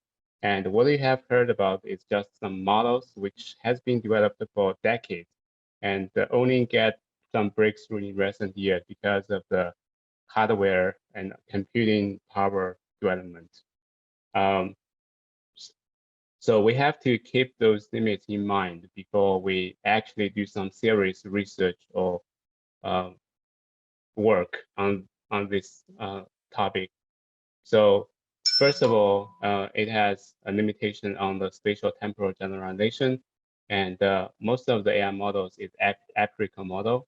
It only learns from the existing data, not very useful for the extreme events. Like if you haven't seen an event in 100 years and it's not existing in your training data set, do not expect the AI to figure it out. Like the Tonga volcanoes. That's no way to do that with AI actually.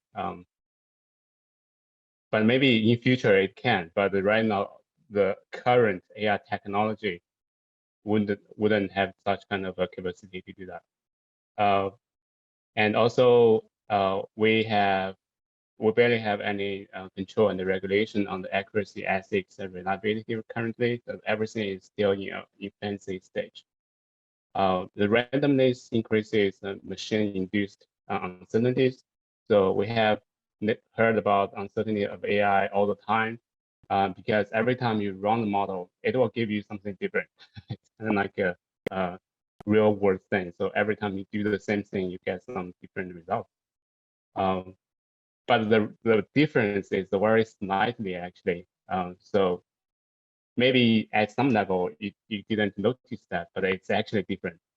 So for some kind of research, like a precise research, that probably will be a problem. And also there is no one size for all model. If you like to tune in all those models, trying out all these published papers, you could just do that forever. You know, there is no one size for all model yet. And the cost and the maintenance is still a problem, because when you get some model, you want to deploy that into some production level service, you got a lot of questions and problems to ask, actually. So it's never cheap. It's like it's not as advertised by many people that AI will solve your problem for nothing. That's not true, actually. You have to spend a lot of time and effort to engineer practical AI. So it still cannot replace human at this point. So you still need the human supervisor to collect and prepare the data, to build and maintain and monitoring the model results. And you have to basically examine every step of the AI engineering right now. And also during the wildfire scenarios, we probably need some better extendable capability before we actually use it in the real scenarios. Like if AI tells you to go to some place A, which is safer, and we probably need to know why, right? So probably to make mistakes, and that's life or death scenario. So better expandability is absolutely needed right now, but it's not figured out. There is no optimal solution for that. I'm gonna skip to another one. So another problem is the buyers.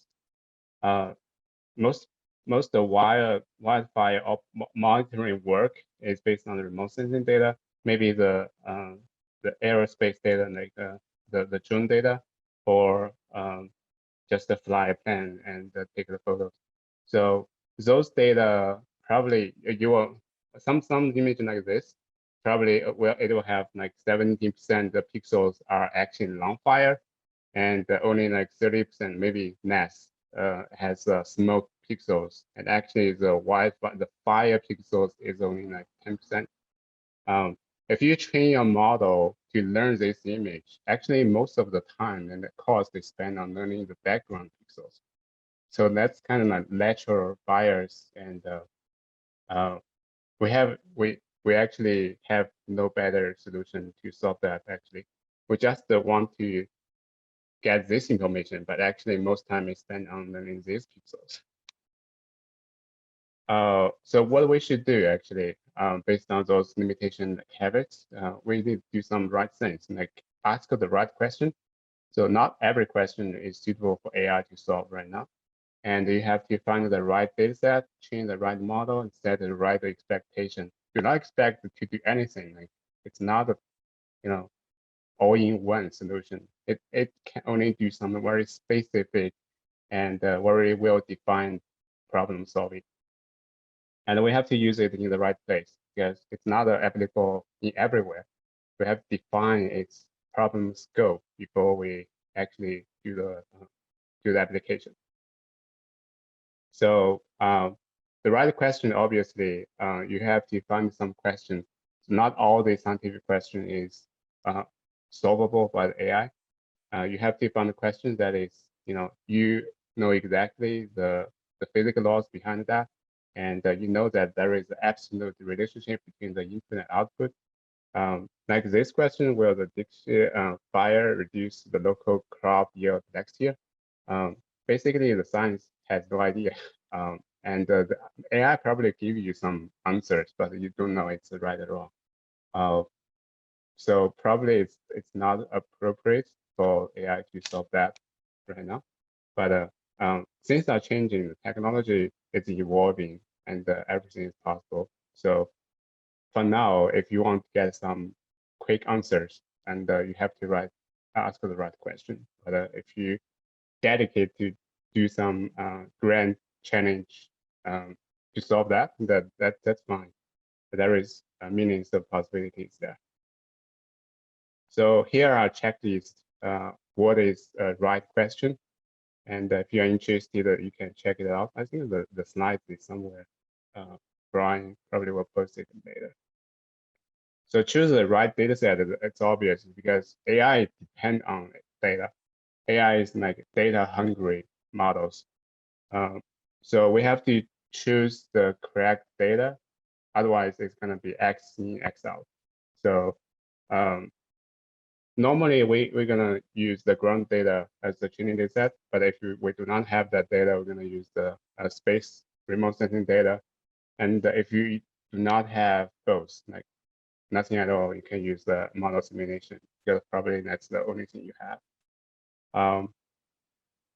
The data preparation is the most time-consuming step in AI work research. And also train the right model. You have to pick up one model. Probably this is some where most requires you to have some AI knowledge before you actually do the AI research. But most of the AI models is very straightforward. So most of them are off the shelf. Even you have to couple your own model to do some cool kid stuff. You're free to do that. It's the unlimited space. And to save your time, I would suggest you use some auto ML solutions like H2O AI and auto sklearn. And this is the most hassle-free solution so far, but it probably will give you some overfitted model, which is absolutely make no sense. So just to pay attention to that. And also you can find out some model marketplace, which is just became online maybe last month. And there is a lot of activities in this area. So so you can, yeah, it's a very active area. And I think people are investing a lot of time, money in solving this model problem. And set the right expectation is when you work on the AI project, like for the wildfire, the AI algorithm is just the tip of the iceberg. So the full stack AI workflow and how to make it a production will take much more than that. And you also have to be clear about where you want to use the model. Like if you want to train the model in one place, like California, probably just use the model in there. And if you want to reuse it in the Colorado, probably you need to do some retrain or transfer.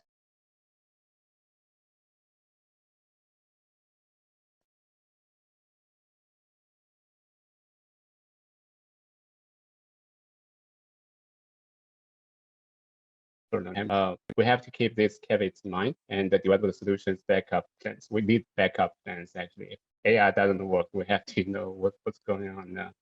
And we, especially in the operations scenarios, probably like wildfire, we need to have plan B to give people advice and guidelines. And if we're doing it right, I think the AI has a lot of benefits that can really, really give all these firefighters or researchers a relief about the data mining or like data-driven policy making, some stuff like that. And also we call for the regulated and comprehensive guidelines using AI in operational scenarios like wildfire. Thank you so much, Brian. Thanks, Jensen, for that very interesting talk. That's why I invited you back. So right now, I know people have questions, and maybe what we would proceed to do is to divide ourselves into two breakout groups. There are two breakout groups, as you can see on the Google Notes. And hint, you know, I don't. This is a way for you, if you must, to ask a question live during the breakout group. Hopefully, the person you're trying to ask the question to is in the same breakout group as you. But having said that, there are two breakout groups. The breakout groups they cannot be delineated cleanly. There is some overlap, and so it is sometimes, I admit, it is a hard task on your part, maybe choose which breakout group to go to. But the first breakout group will be focusing on methods for data fusion where you're thinking about using in situ and remote data to solve to solve this, to solve a given stakeholder need. That's breakout group 1. Breakout group 2 is more focused on UAS data for ingest into models, whether they're talking about a numerical model or a machine learning model. We're not, whichever type of model you talk about depends on the interests of the group. So again, we have 2 breakout groups, and they will be led by the first group on data fusion and in-situ and remote will be led by Bill Tang and Arif Albarik. And then the second group, UAS data for ingest into models, will be led by Bar or Lindsay. We see on the screen, Bar and myself. And each of the breakout groups will have to fill out a quick template. We need a total of 6 bullets from each of the breakout groups. And then if you scroll down to the Google document, you will see what are the expectations of these 6 bullets. Right? So not hard of a task. We're running a little bit, just a tad behind time, not too bad, but maybe what I would suggest is we allocate the full 30 minutes to the breakouts. We will come back slightly later than anticipated. So the report outs will be shorter than anticipated. But Bar, would you agree, and do you want to give any instructions for the breakout groups? Yeah, just attention again to the Google Doc, and really we're going to be thinking about this through the ideas of barriers to implementation to meet stakeholder needs and what can be achieved in the short term, or just to get your head around that. But the only logistical difference I would say is that I'm going to open, I think, just one breakout room, and that room will be data fusion. And then if you want to talk about the drone, the SUAS data, you'll stay in the main room, just so that we're not leaving the main room empty. But otherwise, yeah, and then we'll come back and just be ready for report back. So we'll have a full 30 minutes in our breakout rooms. And I'm going to open this room, and everybody can, you should be able to just select if you want to go and talk data fusion in situ and remote, then you should be able to join that breakout room by clicking at the bottom of your screen. There should be a little breakout room button. And if you don't see it, you might have to click the more button and then click on the breakout room and head on over there. It's that room for data fusion. If you're staying here, we're going to be talking about drone-based data. So we'll see everybody back at 3:38. Bill, sorry. Oh, I'm looking for my name. Oh. And if you are in this room but want to be in the other room, I can also move you. So just like send a quick ping in the chat, or you can turn on your video. Oh, I see. Okay. Let us know.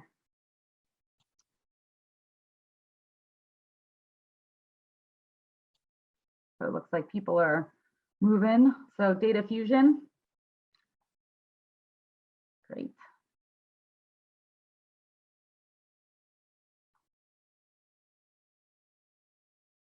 So if you're still in this room, that's wonderful. I know Andrea actually had to go earlier than she was expecting, so that's fine. But we can, if you're still in this room and want to be, which is wonderful, then maybe I'll invite everybody to turn their cameras on just so we can have a little bit more of a sort of closer discussion if we want. Great. Okay. Wow, there's a whole bunch of folks in the data fusion. Okay, so we have 9 folks here. I think. Sorry, I missed a little bit. Somebody was at the door. No worries. I just came back. Hi, Talanka. I think we met on the last meeting. Good to see you again. Yes. Hey, Brian. Oh, I think somebody may have clicked the wrong button. So we may be reopening that breakout room in a minute. So just in case everybody gets confused, if a bunch of folks keep popping back in here. But anyway, so for folks, Brian, do you want to kick us off with a introduction? Yeah, so hey James, given what we have heard and the cautions. Oh yeah, no, sorry, hold on, Brian. for some reason, as everybody just got yanked back into the main room, I apologize. Okay. I'm not sure what happened with the rooms, but they closed early. So I'm gonna go ahead and open that room again. I apologize, but you'll have to go back into that room. I'm gonna actually recreate everything just to make sure we're not. So room 1 again is data fusion. So okay, that room is open. There isn't a time limit on the room, so that should be fine. Hopefully it'll stay open this time. So go ahead and rejoin that room if you just came back.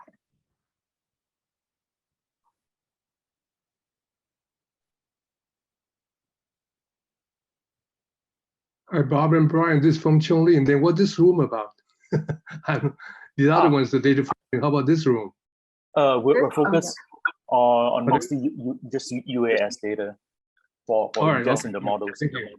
I think I'm in the right one. Okay, I like. Thank you. Okay, welcome. Great. So Brian, do you want to get us started? Just introduce us. Yeah.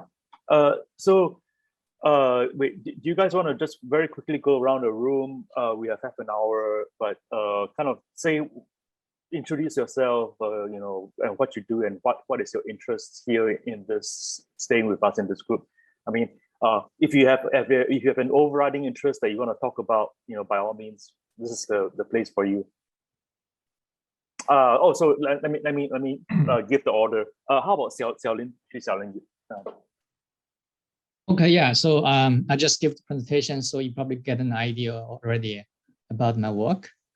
Basically, my work is on simulation, but also recently we are trying to simulate the US data into the model. So that's my interest. And on my screen, Martha. Hi, everybody. I'm Martha Apple. I'm interested in small, inexpensive sensor networks in alpine environments and other inaccessible places. And my main field is biology, and within that, botany and microbiology as it pertains to climate change. Okay. Tim Bailey. Everyone, Tim Bailey with Watershed Center in Northern California. I work mostly in pre-fire planning and post-fire mitigation. And very interested in UAS, using UAS technologies for these. By the way, before I go to James Gallagher, Tim, since we know each other, I'm gonna kind of lean on you a little bit. But here's a question for you to think about before we come back to you. But as a stakeholder, I mean, I count you on the kind of the stakeholder end of things because you have actually worked with both the stakeholders and the solution providers. But once we come back to you, I want to draw a little bit more of the kind of questions that you have faced with your stakeholders, especially if any of the stakeholders, you know, as we have previously talked about, you and me, we've talked about on the indigenous tribal entity end of things. If you can offer any viewpoints from that end of things, but if not, that's fine, more generically. But I'll come back to you, Tim, in a bit. But James. Hi, Brian. How are you? Right. My name is James Gallagher. I'm the president of OpenDAP. We develop software for access to scientific data. And I'm really interested in in-situ data, accessing in-situ data, and building sensor networks that work in remote, rugged, inaccessible places. And I think the UAS, you know, combining those networks with UAS observations when you can get to the field sites could be really interesting. So I'm just kind of learning about UAS stuff. Thanks. Thank you. Bar? Sure. So I'm Bar, Lindsay Barbieri, and I just recently finished my PhD at the University of Vermont, where I used UAS frequently for agricultural monitoring mostly, and climate monitoring as well. So we had both imagery and also CO2 sensors on drones that we were using to map and monitor a variety of terrains. And I worked most recently sort of closely with Andrea Thompson, who presented on the minimum information framework for UAS. So thinking about how we can describe and sort of embed metadata within data sets that are coming off of drones to make them more potentially more useful, reusable, and sort of, more quicker to use and reuse in the future. And yeah. Jeff Campbell. Perfect lead in. Jeff Campbell, I'm with USDA, technically at the National Agricultural Library. And in my spare time, coach or chair of the USDA Geospatial Metadata Working Group. And besides, obviously, many of these things being applicable to Forest Service, which is part of USDA, and fires, I've been trying to follow along, but certainly interested in the drone UAS metadata question, because that's one that is facing us in the short term. And I'm afraid I've got multiple things going on, and I'm mostly interested in listening. So, but if anyone has a question, I'll happy to respond to anything. But if I don't have any particular questions, just sort of somewhat multitasking. Okay. Dan, good old Dan. Hello.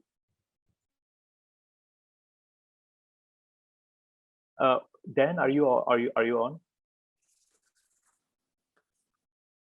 We'll come back to Dan. Come back to Dan. Yeah, Dan's a known entity. We'll ping him later. Zhongling. Hi, everyone. Okay, I'm Zhongling Xie. I'm working at NASA Goddard, and I have been trained as a research scientist, but I became a project scientist at the data center. So I call myself as a hybrid scientist now, data and the science. And I'm particularly interested about the AI. And so that's why I'm asking the Professor Xiao, anyway. All right, sorry, it's just, yeah, I'm here trying to learn something new. Thank you. Okay, Tim, I'm going to come back to you after we ping Daniel. Hey, Dan, are you on? Maybe not. So let me come back to you, Tim.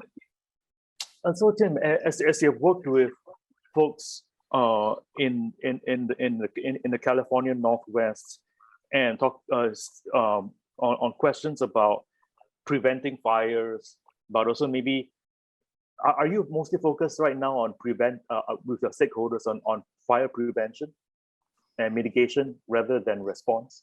It will be my guess, right? Yeah, I personally don't work in response during the suppression events. I work in either the pre-fire planning stage, where I try to build or develop like infrastructures like the shaded fuel breaks that were described by Dave Whitaker, or else I often am working in post-fire landscapes where the forest has been dramatically changed by a fire event, and try to develop best outcomes from that.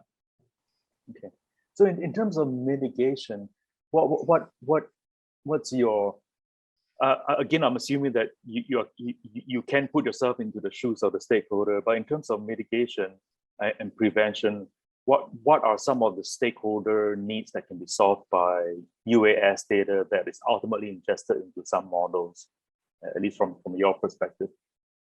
Well, one of the big issues is that the airborne LiDAR systems are kind of our best geospatial data asset for forest structure. However, there's a long time lapse between the planning, collection, and distribution of the data set. It takes a long time to get that worked out, and it's too expensive to have many repeat visits. So UASs can kind of act as this like a smaller, more focused collection that has somewhat similar characteristics as the airborne LiDAR. So that's one key aspect. And then, like, for example, in post-fire landscapes, there's geotechnical hazards like debris flow hazards, and you can use in the immediate post-fire circumstances, photogrammetric terrain models can perform similarly to LiDAR in getting change assessments. So that's one product.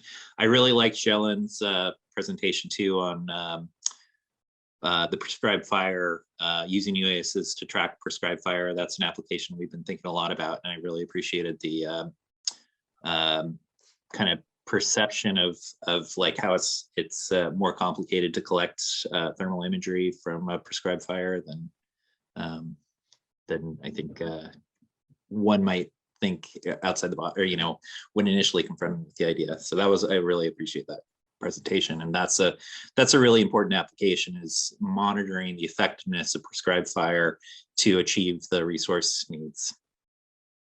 So monitoring the efficacy of prescribed fires.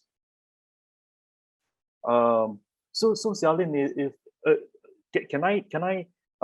so Tim, can I almost say that monitoring the efficacy of prescribed fires would be one of your needs that is immediate? I mean, meaning that, so let me rephrase the question. In terms of economic impacts and costs, like having a better way to monitor the efficacy of prescribed fires, does that help you to then better allocate budgets and resources for the future? And how do you use, I guess, what's your thinking about that? I'm not exactly sure what am I saying, but well, going back to Dave Whitaker's discussion about shaded fuel breaks, and the idea that instead of creating kind of defensive depth, when we're thinking about forest resilience, we really want the forest to be able to burn and have positive ecological outcomes while still providing social benefits. So frankly, with climate change, we're looking at fire. The fires are gonna be bigger and bigger, and we want to improve the stand conditions to make them so that stands can kind of experience fire and then still continue to perform the functions we want.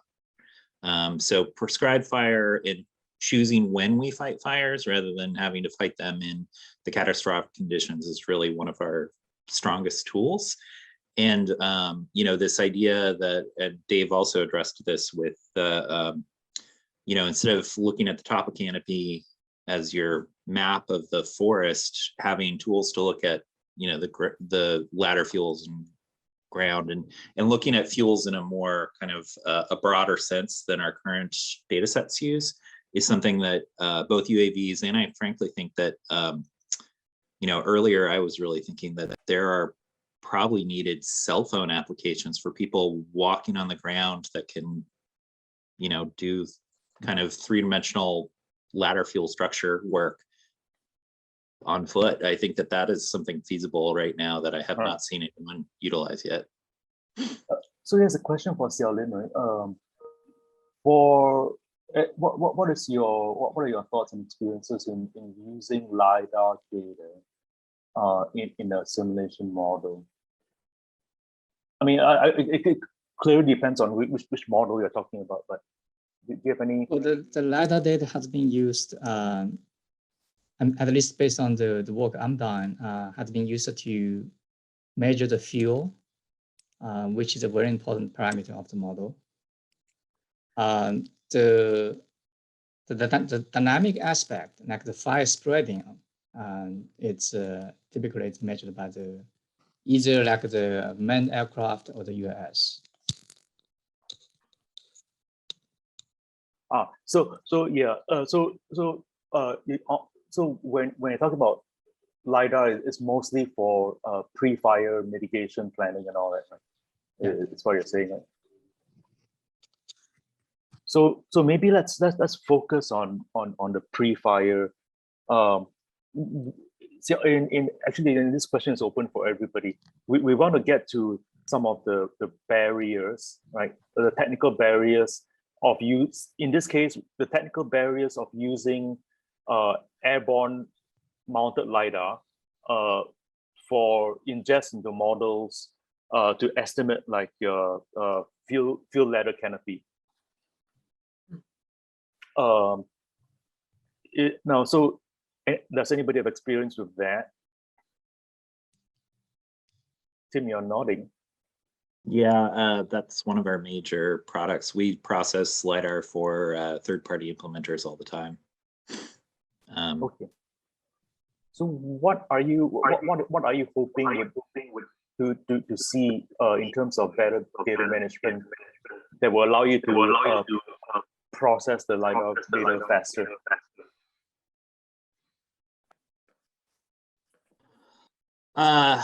Well, I mean, I think I think that many of the tools are ready for LiDAR. I think COPC, the new standard Howard Butler has been developing for, or COPIC, the cloud optimized point cloud system is going to be an appealing upgrade of the LAS standard if it's adopted widely. But I mean, I think that the big issue as I see it is that integrating photogrammetry and well, drone-based LiDAR tends not to be as high quality as the commercial airborne LiDAR, and so it tends to be less interoperable. But I think that even more so, the photogrammetry-based 3D point clouds are more challenging to integrate with LiDAR, both because of the perspective issues and the design of the collection, especially for forests. And so, because the actual flight path affects what points get collected in the photogrammetry. And so I think a lot of people don't necessarily have standard, I think the flight planning issues are really relevant to forest environment. Okay, I must admit I'm not totally clear on the techniques with photogrammetry. Brian, you want to stop for a second? I think your mic is looping, so can you mute for a second? Let me just try that. If you mute, yeah, that's better. I don't know. Was anybody else having? Yeah, I was hearing feedback also. I've got a question for Tim, but before I ask Tim, maybe let's get Martha, because she raised her hand some time ago. Martha? Oh, yeah. This is a little off of the immediate subject, but I am concerned with looking at or gathering drone images from places where it's not necessarily practical to fly them. Because they're adjacent to or in wilderness areas, such as in the high mountains, or in the context of fire, you've got a rapidly moving fire that, let's go out and set up a drone. What are your thoughts on how to deploy them where it's not immediately practical and you may not have the perfect setup or a lot of time to get out there in advance and so on. So I'm interested in hearing what you all have to say. I'm a beginner at UAVs. I can say a little bit, especially for a burning fire, the fire which is already ignited. There are some practical issues to fly a drone. One of the main issue is the wind condition. When the wind is very strong, it's almost impossible to fly the drone over there. But of course, if you are talking about pre-fire, you can always choose a weather condition which is okay to fly the drones. But for existing fire, then that's something you cannot choose. One of my colleagues who is doing research on drones is considering that there's no solution over there basically. Is considering to develop controllers which make the drone to fly in a wind condition, which basically to make it more tolerant for the strong wind condition. Thank you. Yes, we've flown them in what seemed like weren't very windy conditions, but even a little wind seems to affect them a lot. So that's one definite consideration. Yeah, another case you can mitigate this situation is to use larger drones. when they're larger or they fly in a higher speed, they can tolerate the wind in a better way. Oh, Yeah. thank you. Yeah, that's a great, I put this down as our first barrier. I feel like that's a really good sort of summary point. And Just to add this is more not notes, but, yeah. this is not my area of expertise, but in large fires, don't the large fires actually generate their own weather, which means the conditions are even more challenging for very large fires when you have updrafts and things like that, especially in topography like Tim, what you guys have where you have very variant topology and there's a lot of updraft and eddies for fires. Yeah, and Martha's background would be an area that would be tricky just because you have converging, different wind or air bodies on either side of a ridge top. Like those are challenging places to fly. But I also think, for fires, you definitely have to be in consultation with the aviation management as well, because they will shut down all of their planes if they detect drones in the area. It's a real it's a real management problem. I think that they are starting to have internal drone usage, but they're tightly coordinated. So I think during fires is not the easiest place to integrate drone usage. Okay. And Tim, I still have a question for you, but before I come back to you, let's ask Zhongling. Hi, thank you. Yes, I really like to address the data. Well, I think Tim mentioned about data quality and also the data availability. But at the same time, I think the data latency, especially when we are talking about a model, right? If, I don't know if Xiaolin did only do diagnostics or also do the prediction, well, at least during the wildfire, how you are going to give us very good suggestion, okay? That's very timely. Okay, so data, I think the data latency is very important. Even data quality probably at the time can be sacrificed because probably there's data better than nothing there, right? So I would like to ask you guys just addressing on that. So we just say, if we were in urgency, okay, we would like to, well, at this time we don't have to prevent the fire destroy happening, but how we are going to reduce the damage to the limit, to the minimum, so at the same time model probably can help. So, and then given that kind of case, so what kind of data you probably just grab whatever the data, of course, still will be reliable for your model to run. But are you really doing a model for those kind of like real-time model instead of just a diagnosis of only? Thank you. Yeah, the model we are developing it's for real-time purpose. Although okay. we are not there yet. It's still right. a very challenging research task, but the goal is to in a real-time operational fashion. That's why we are considering the real-time real-time US data. It's not just say the US just fly over there, take 2 hours, come back, and then unload the data. That's not the case. It's like we assume. Well, for small prescribed fire, it is possible, which is that's what we did. We actually have a wireless router over there, so the US was able to communicate its data back to the computer in real time.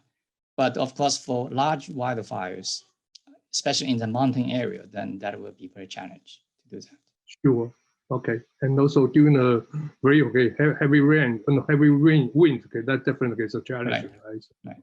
Perhaps that's why I got another interesting about this fuel breaks. Just like during a good time, maybe your model can run some tests. What kind of design for the fuel breaks can be beneficial? Okay, kind of give some optimal suggestion. Okay, at least for the future for designing. If we are going to design in the forest, and perhaps how those breaks can be implemented in there. Okay, so anyway, yeah, okay, that great. definitely be a potential application of the model. Sure. Okay, thanks. Yeah, thanks. And Zelen, can I just build off that and ask a quick question about, so you're saying that for the smaller prescribed fires, you are actually able to live stream, to stream data from the drones that you're flying, off the drone, and then integrate that into the model, even as that's occurring, essentially? Well, the integrate into the model, that part, we're still working on it. Yeah, I was curious if you could like, just because I'm really interested in the like, what you need to know about that drone data that helps you integrate it into the model. I wonder if you have any thoughts about that process, the like integration into the model. You know, do you need to know certain things, or like what are the data challenges there? So the in one of my slides, I showed some of the real-time data. Well, actually, we were not able to use that real-time data at that particular prescribed fire event. But imagine that is the data we can actually extract in real time, because we are not using any fancy algorithm over there. And then on the computer on the ground, which has more power, than we can run the simulation using what we call the data assimilation approach to basically to incorporate those data into the model. Potentially, we could then simulate like how the fire is going to spread if the computer is fast enough in real time. Yeah.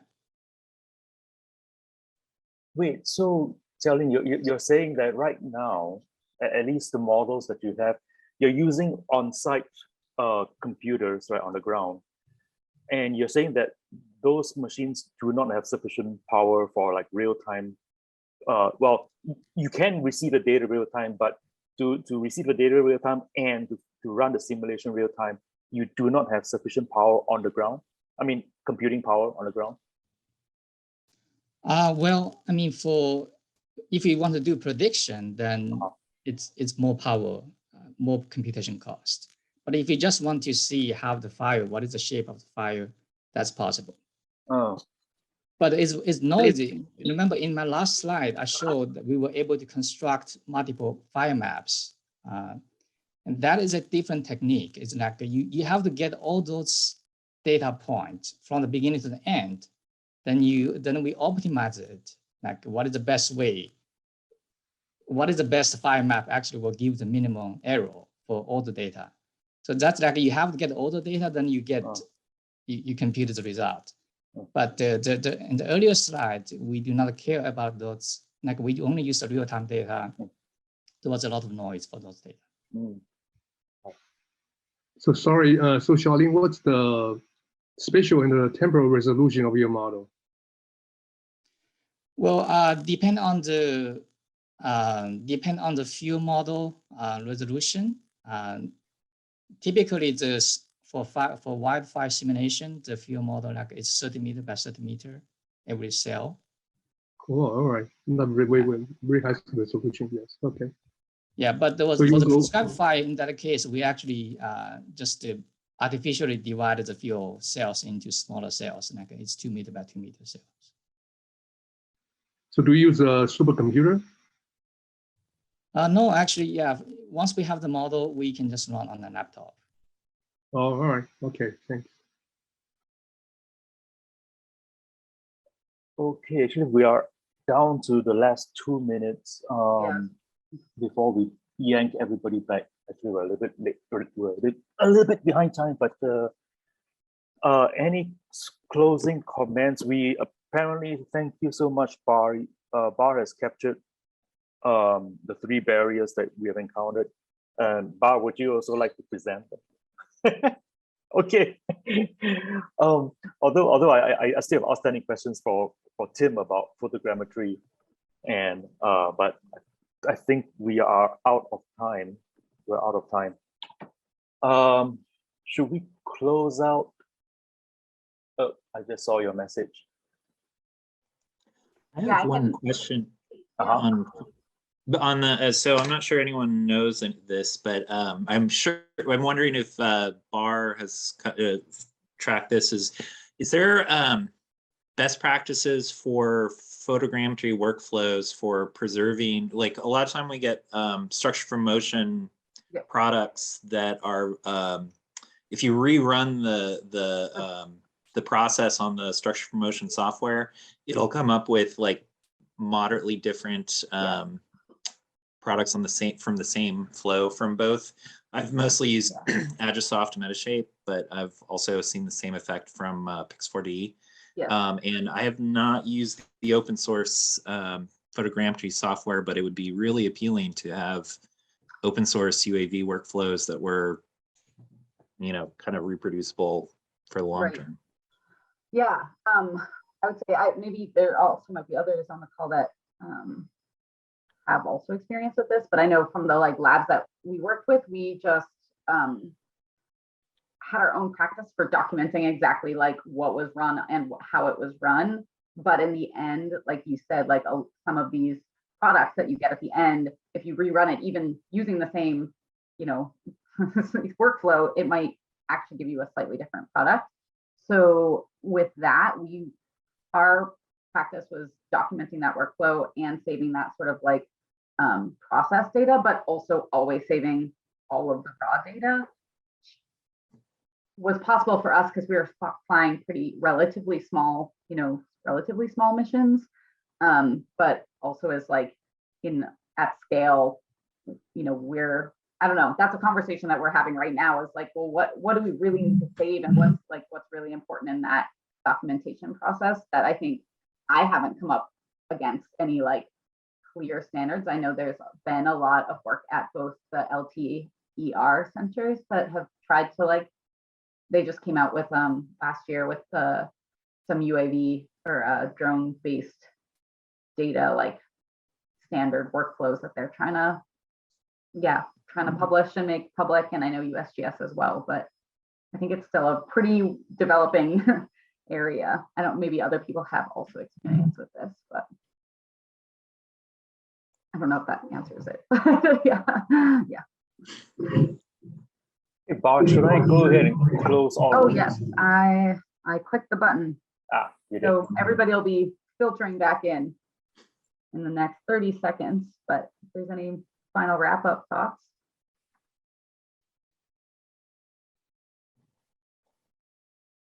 Yeah, I guess, Selwyn, I'm kind of curious, when you use drone data, are you keeping track of all the processing that happens with that data that integrates into your model? I have done a lot of work with Agisoft. We're just kind of gearing up for a new equipment buy, and we may be moving to a different platform, but it'd be great to find kind of a more fair workflow for this. Let's talk after this for sure. Okay. Okay, great. Well, take it away, Brian. I think everybody's more or less back. Yeah. We wasn't quite sure exactly when we should come back. I think we're a few minutes late, but it was a great discussion over there. Good. Yeah. So I guess we are running very short on time, but originally the breakout was supposed to be for 10 minutes each, but I think we need to reduce it to 5 minutes each. Bill, whoever's supposed to report out on your breakout group one, does that person, whoever it is, wants to go ahead and report out? Yeah, well, we didn't actually discuss that, so I'll just do it. Okay. To save some time. So first of all, I just want to say, as it was the case in the main, the session so far, having Chief Whitaker there was really, really great to provide that real world check on what we're trying to do and what we say. So if you look at we didn't actually get too far into the short-term achievables because the discussion really extended to the barriers. So if you look at and we actually had 6 barriers here, so we have to do some prioritization later on. So I just go down. It's not in a particular order. So the first one having to do, and this is what Chief Whitaker in his presentation already mentioned, is the communicating what actions residents need to take to mitigate the risks based on science and showing the benefits of those actions to get the buy-in from the residents. Number 2 is related to that, is community trust in science, communicating easy policy fixes, and for example, road fuel breaks. The third one has to do with it's a question to Scotty, like he talked about science-based sensor networks. So the question is, how can that best be extended or applied to operational needs, such as those of Chief Whitaker? But then Chief Whitaker said, well, sometimes if you provide raw data that are flawed, then it actually does a lot of harm during the actual event. So there's a need for proper aggregation of data to something that's usable and useful for decision making in the field, because there's a very specific need in the field that sometimes we don't fully appreciate. The fifth one is this is like a pre-fire mitigation work. So the need for regional to state scale risk maps that integrate field knowledge and the types of vegetation, etc. And as Chief Whitaker said, not all vegetation burns the same way, right? And then number 6 actually is coming back to the theme, need for simple outputs for end users. So I think what goes through all this is kind of the real world need that that kind of drives, or that should drive, the technology and the science. And the short term, let me see. Yeah, so I'm just going to skip the achievable, because we didn't really talk about that. But I was asking Chief Whitaker that because he's probably in the best position to see what we've done today and kind of determine what particular items that even if not immediately useful or usable, can perhaps with some additional work be more usable or useful in the short term. I'm just going to stop here. Yeah. Okay. And I think, Brian, I was going to report back briefly on our group. So again, can't capture the whole discussion, but just some quick takeaways is that we also only made it to barriers. But I think with some good, discussion around what might be achievable and how to get there. So, but just as a brief highlight overview, our barriers that we had for use of UAS data for ingesting into models was, using the drones, using UAS where it's maybe not immediately practical or where they're not able to be deployed. So for example, in the high mountains or in a remote place where there's not enough time to get out there in advance.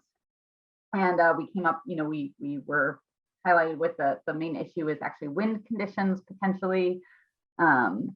So sorry, people are quickly moving around the Google Doc, so things are bouncing. But yeah, but that's all. If we're talking about pre-fire data collection, then you could perhaps have more ability to prepare and to deploy the drones and choose whether to fly, and that might be good. So there was this difference in perhaps during fire management versus pre-fire collection of data using drones. This might be maybe a way to sort of overcome that barrier.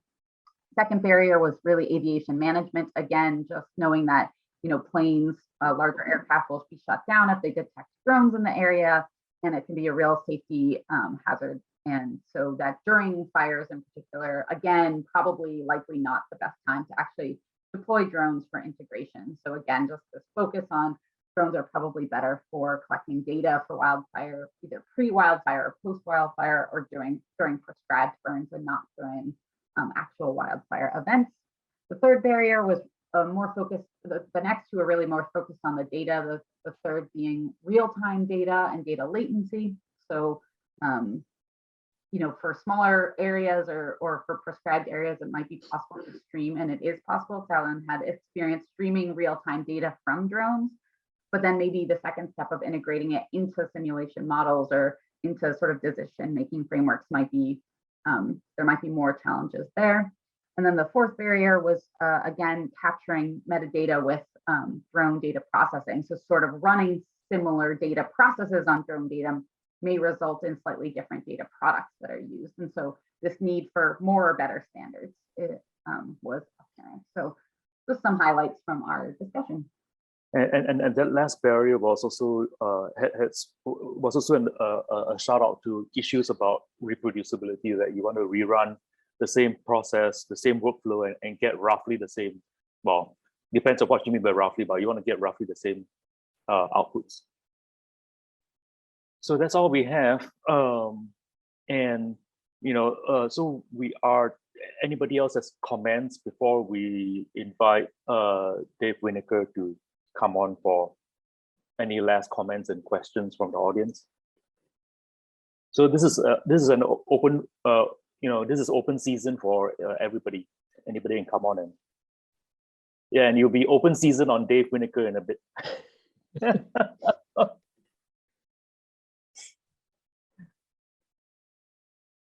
Hi, everyone. I just wanted to take a minute to jump in. Joseph Bell from the USGS. Hi, buddy. Go. Timing is wonderful. And the Enviro Sensing Cluster. This is a great session. The joint session is fantastic. One of the things that I wanted to ask about was, hear Chief say that, we can't be disruptive, but at some point we have to transition, right? So I thought the aspect there, coming from an aviation background myself, I appreciate chaos in an airspace and or a Zoom space for that matter, and but also see the need to transition. So I wonder if we could maybe spend a minute on that to see, because that's something that maybe could be a short deliverable as well as a transition plan or something, or establishing the need for one. Dave? No, I think you're spot on, Joseph. And the challenge then becomes in a zero defects environment, right? I mean, and this is the sort of, it's an analogy, but I think it holds that what makes prescribed fire so hard is that if a single prescribed fire gets away, you're now a former fire chief looking for work, right? Mm-hmm. So, and I think it's the same space in the firefighting realm. When fire is burning, people don't want to, they don't want to hear about anything other than make that fire go out. And that's not often the right answer. Often it would be better to let that fire burn. It's advantageous in its current configuration. Let's let it burn. But you don't have to look any farther than the Forest Service and the Park Service and the challenge they've had with taking a more permissive environment to letting fire burn. And that's out in the middle of nowhere. So then extrapolate that same thing near people's homes and the irrational response people have to smoke in the air or fire near their house. And the pressure then on local government is, well, if you knew what you had worked, even partially, but it's a known quantity, how do you justify leaving those resources behind to try something new?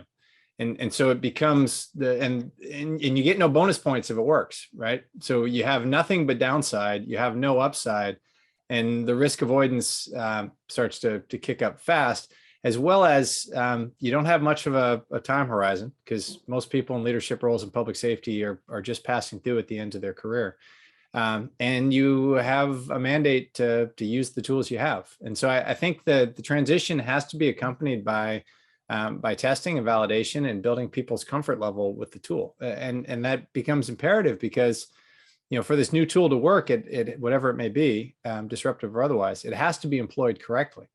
But the people who are going to be employ it are the very masters of the legacy systems that they learned as they rose through the ranks, because there are no lateral entries in public safety, right? The only way you become a fire chief is you clean toilets. You can leave your personal consider where I fall in this, but that doesn't lend itself to a whole lot of propeller head scientists being at the top. And so you have to have the thing has to have been offered up and used in a manner that the people who would be using it not only trust it, but know how to use it. And when your only tool is a hammer, you treat every problem as a nail. Well, when your tool is a fire engine, it's pretty easy to go put water on fires because that's what you know. And if we're going to do something else, if we're going to use different tools or if we're going to take different approaches, we have to have built the comfort level with the practitioners, particularly in the case of aircraft, where we are now closing that airspace to legacy systems. That's an emotional decision and one that's going to be second guessed if there's, even if there is a positive outcome, because it's hard to disprove the negative that maybe it would have been somehow better had you used the old systems or had you thrown a greater weight of attack at the problem. And Chief Whitaker, this is probably Riley, because on a previous occasion you had mentioned the issue about insurance companies not liking, if a public safety were to try something new, likely you run into issues with insurance company like pushing hard. Now, is that true in this case with regards to UAVs and aircraft? If you're trying to innovate something new, do you think the insurance company will come in and say no No, because they use a very blunt instrument with the ISO PPC ratings, and that really has to do with the number of firefighters, the number of fire engines, road width, and amount of water available, which isn't even the right metric for wildfire, but that's neither here nor there. So no, insurance, as far as I'm aware of, the insurance industry has no way of weighting really the granular details of how a fire is going to be suppressed, but they do have a way of weighting imperfectly what the vegetation on the ground looks like. So obviously anything that has made those adjustments to the prevalence of combustion fuel beds, if that is done in a manner that can be communicated so that the catastrophic risk modelers can ingest it, I think that is a beneficial outcome of any work that's being done, and an obvious next step to any of the advanced sensing and so forth, that if we have more exquisite and granular detail, well, let's put it in a format with which it can be shared and ingested by those folks making the underwriting decisions.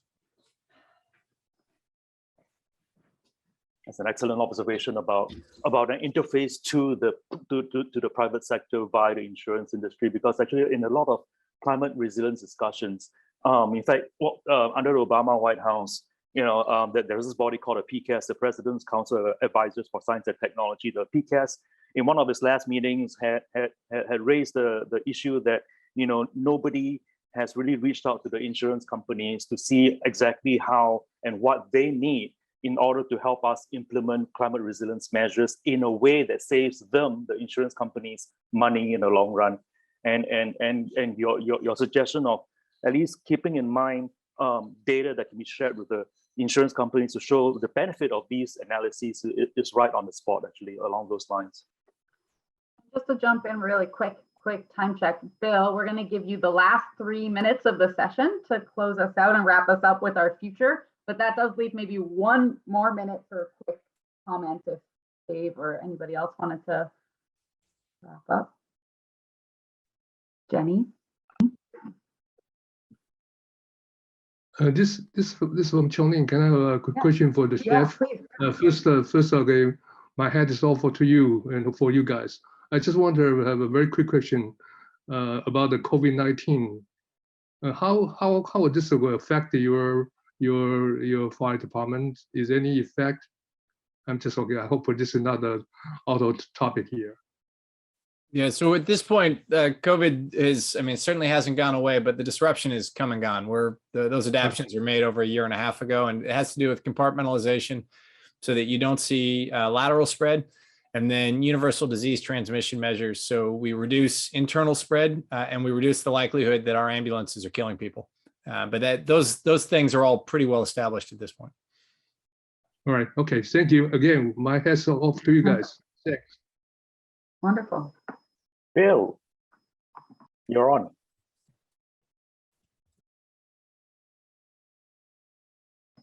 Bill, you're muted. My cell phone was ringing again with the scams. I muted myself. Yes, so thanks again, Dave, Keith Whitaker, for your participation. It has really been wonderful to have you here providing that real world view. And Brian mentioned earlier about there's so much stuff that that has been presented today that your brain might be exploding. So I certainly feel that way. I think it's really appropriate that the overall theme that Dave and Jenny focused on, right, importance of stakeholders' needs, began this session and now is ending this session, because it's really important that ESIP start with stakeholders' needs to inform on and drive the relevant technologies and the relevant science, and to close those last miles between what ESIP produces and what stakeholders actually need. So where do we go from here? So given the many ESIP collaboration groups working in this wildfire space, and if you go back to the map that Brian presented at the beginning of the session, at the lower right of the map, there is a list of ESIP clusters, individuals from which have contributed ideas that were incorporated into that map. So 4 of those clusters are participating in this current session. So given these various efforts, it seems a good time for us, that is ESIP as a whole, to take a look and take stock and decide what we should do or what we might do next. And one thing we thought we might do is to collectively work on a kind of a white paper or some such, summarizing what all the groups have done regarding wildfires and how the efforts interrelate and intersect. What are the important findings? What can be applied in the near term? The 3 bullets that we didn't get to. Where are the gaps, right? Those last miles that need to be closed in order for stakeholders such as state to operationally benefit, right? So this session's breakout results have already provided some inputs on such a prospective paper. Now, this white paper will be kind of like an unsolicited response to potentially to be released RFIs, request for information, from, for example, the NASA's new wildfires program.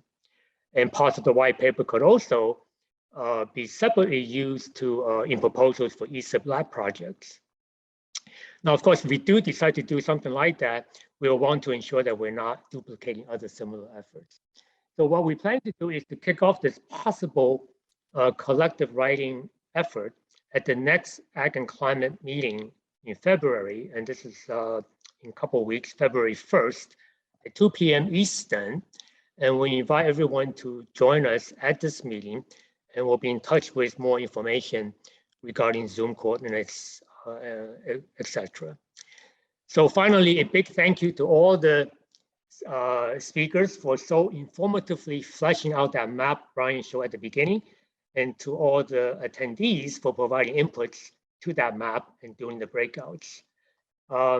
And a reminder for tomorrow, so Dave Green, manager for the new NASA Wildfires program, will be speaking about that program at tomorrow's Disasters Lifecycle Cluster session at also at 1:30 p.m. So for more detail, you can just check the ESIP meeting schedule. So thanks again, everyone. Hope to see you soon. Please stay safe.